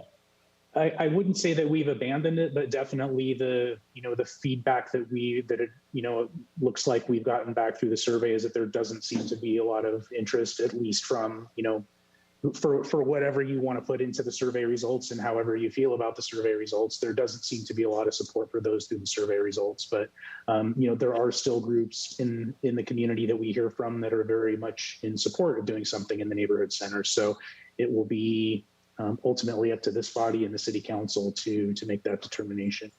Okay, well, I just wanted to throw that out at you guys based upon the fact that my siblings went to University Elementary, which is no longer open. And so parts of this city have been abandoned by the infrastructure that it was originally designed for. And so I personally think that it's something that we should consider as one of the, I think I'm one of the longest tenured residents in this meeting. I've been here for well over 30 years.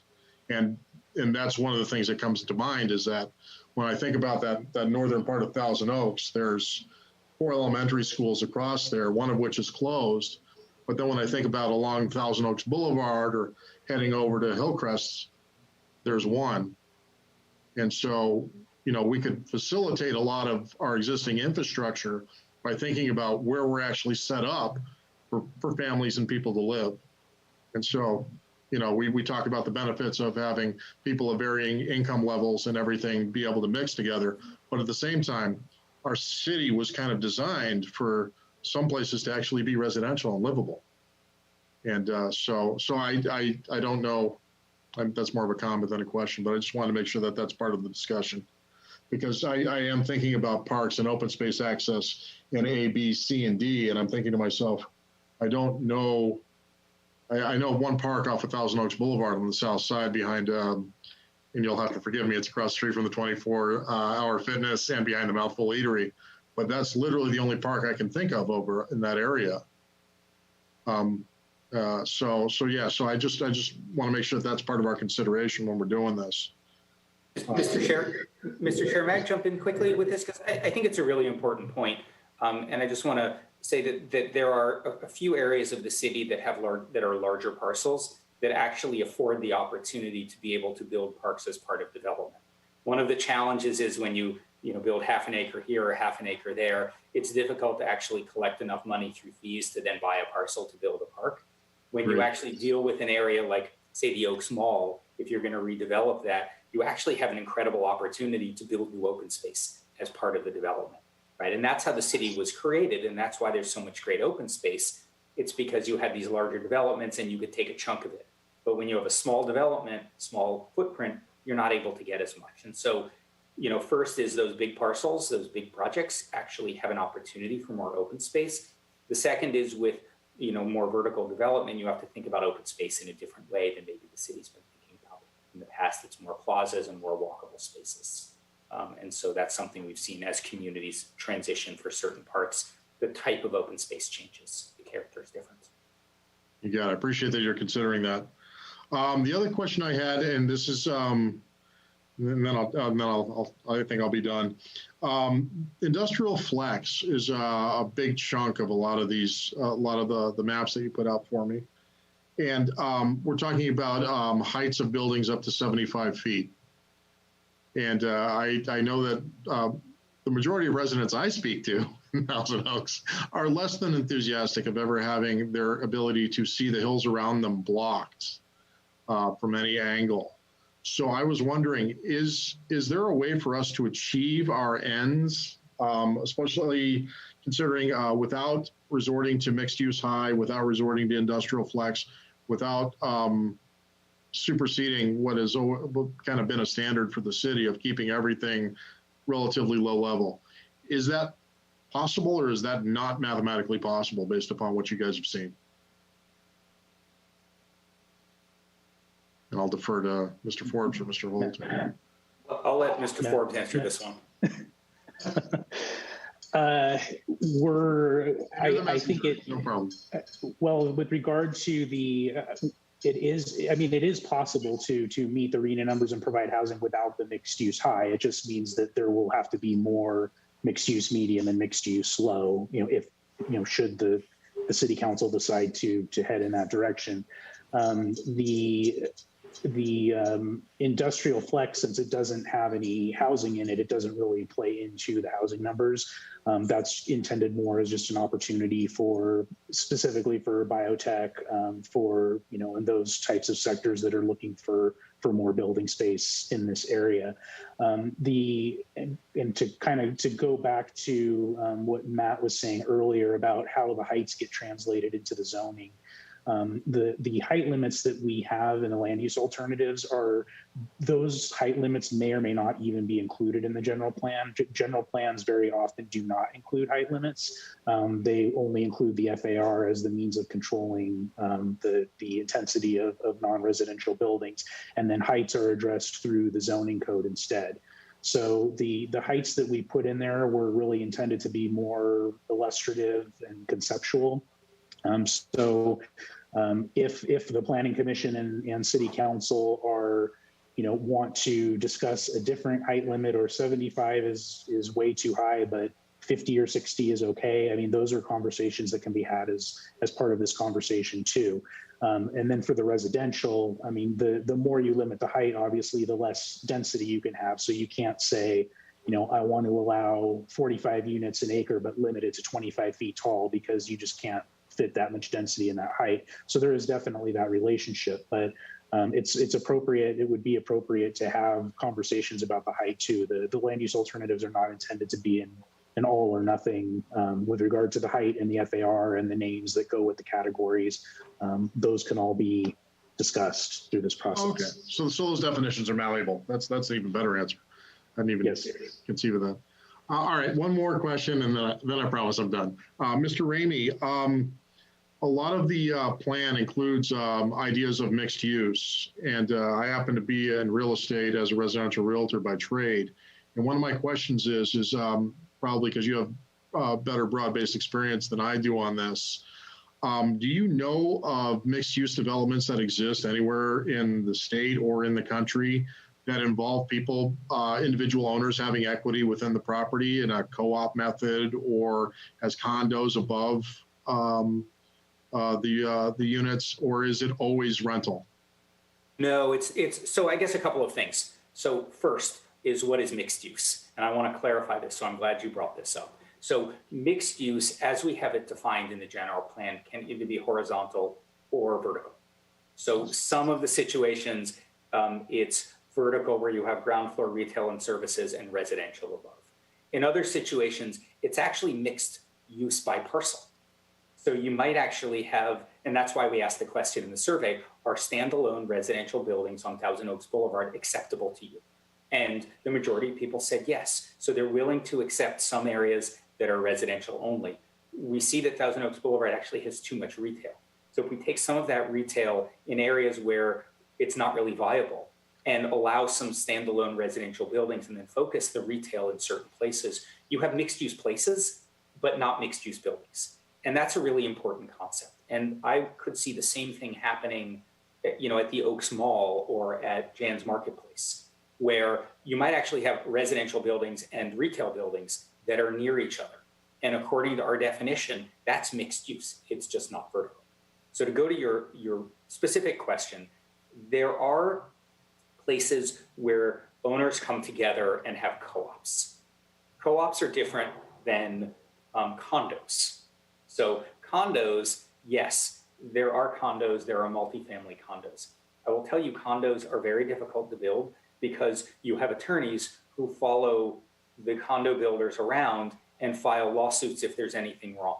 So the architects don't like building them and the builders don't like building them because they're constantly getting sued, which is why we see more multifamily apartments, rentals than we do see as condos. I think it's unfortunate because I think condos are a great way for people who may not have as much income to enter the housing market. We just don't see a lot of them. And it's actually because of lawsuits. Sadly. So, I mean, it's complicated. Like all of these things, it's like, it's a great idea, but when the rubber hits the road with this, we end up with challenges. Mixed use buildings are a challenge to get financed because a lot of times it's separate lenders for the retail component than for the residential component. It's easier to just get financing for a straight up residential building or just for a retail building. So that's why we don't see the mixed use places. So some of the things, and that's why we want to provide flexibility for mixed use. Will probably require ground floor active spaces in certain areas and potentially relax it in others so that you don't need to do that. And that way we can achieve the types of places you want to get to. Yeah, I appreciate that. I appreciate that answer. Thank you very much. Fellow commissioners, anybody else before Commissioner McMahon. Excuse me, in regards to your question about height, building height, I had some similar questions and similar concerns, and I needed a visual on how high is 35 feet and how high is mixed use high, 68 feet, and how high is industrial flex, 75 feet. So I called city staff and asked for some examples of what we had around town, around this area, of different buildings that might fit those heights. And it might be useful for the public and for yourself if the staff could just throw out some of the examples that they had given to me when I called earlier. Is that possible? Sure, I can do that. Oh, yeah, go ahead, Chris. Raj, please. Okay, I threw out a couple of examples. The Lupe's project is 44 feet tall at the front and 46 feet tall at the back. So that would have been an example of something similar to like a mixed use low, which has the 50-foot height limit. I also mentioned the Lynn Villa apartments. Those are located at McLeod and Hillcrest. Those apartments have a height of 48 feet. It's actually taller than the Lupe's project.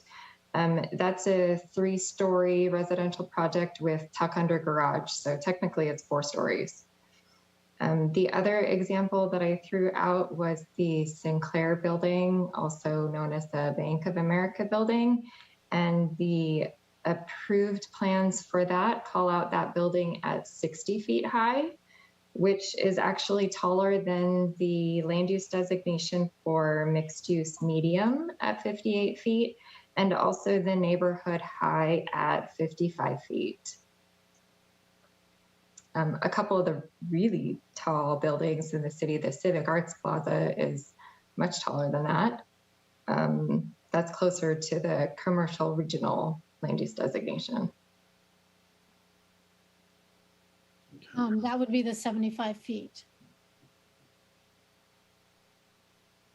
Okay. Can I jump in on heights? Because a perspective on heights is really important.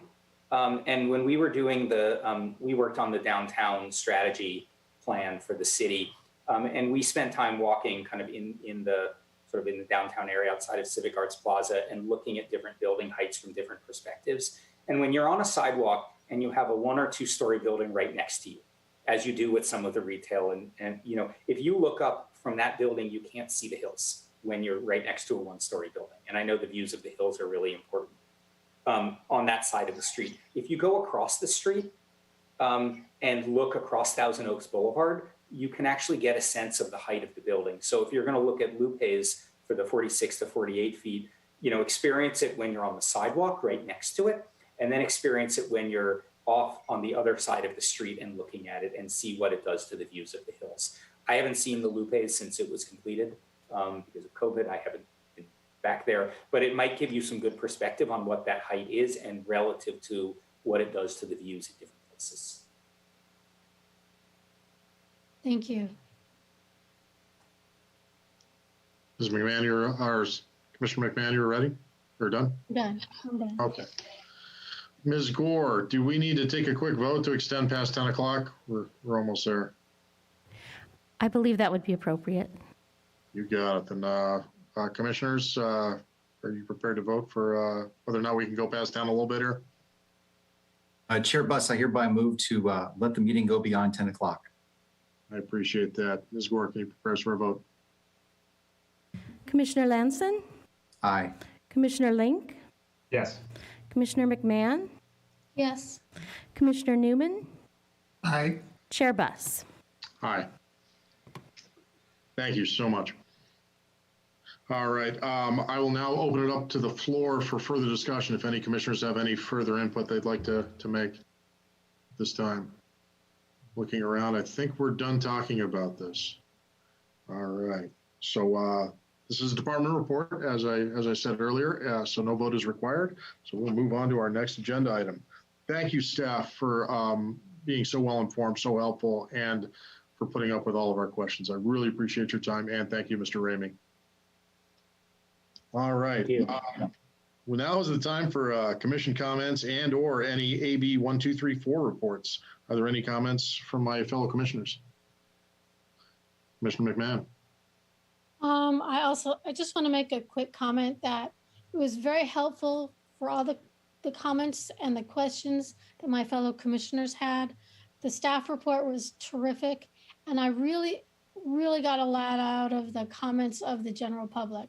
So we're going to be doing this again in 2 weeks, and I just want to make sure that the public knows that we want to hear from them. And there were some really good points that were brought up today from the public speakers. So come back again, encourage your friends, let us hear from you. And that's it. Thank you. Commissioner Lanson, please. Just on my normal comment about the virus, if you go to vcemergency.com, it'll have information as to where to sign up to get the vaccine if you're in the bracket, whether directly or through My Term, which is a link that's at the bottom of the page. Again, vaccines are going to be opening up. So again, please go on as soon as you can to get that vaccine and sign up as quickly as possible so that we can have this meeting in person, hopefully pretty soon. Thank you, Commissioner Lanson. Anyone else? I think we're good there. So we'll move along to staff updates. Ms. Finley, are there any follow-up items, announcements, or upcoming issues? Yes, just briefly, I'll provide a quick update that I want to emphasize that the upcoming general plan update schedule was also provided in Mr. Ramey's presentation, is also posted on the GPU website, which is the www.toaks2045.org. And it also includes additional opportunities for public comments, including an upcoming survey. Then if you want, I'll go ahead with the Planning Commission agenda coming up. Please, if you'd like to report on our upcoming meetings, that would be wonderful. Then, so the next meeting is on April 12th, and there are 3 items on that agenda. And the first one will be a consideration of a special use permit for a sports training facility. And then we have an item concerning making a general plan consistency determination for the capital improvement program for Public Works, which is required by state law. And then the third item will be a presentation from the Public Works Department Sustainability Division staff on the Climate and Environmental Action Plan, which is related to the general plan update. And they're going to give you a status and update on what they're doing and how it's related to the general plan efforts. Then the next meeting after that will be April 26th, which as you're all aware, will be to consider the preferred land use alternative discussion. So that's all I have. Thank you. Thank you very much. Appreciate that. All right. With that, I just wanted to give one more thank you to all of the staff that have been through this meeting and all of the work you did to prepare for this. I cannot thank you guys enough for doing such a service for everyone who's a resident of this town and works here. The work that you're doing now will be remembered for decades, and we appreciate your time. And with that, I'd like to thank everyone. And the meeting is now adjourned till the next meeting on April 12th, 2021 at 6 p.m. Have a good night, everyone. Thank you.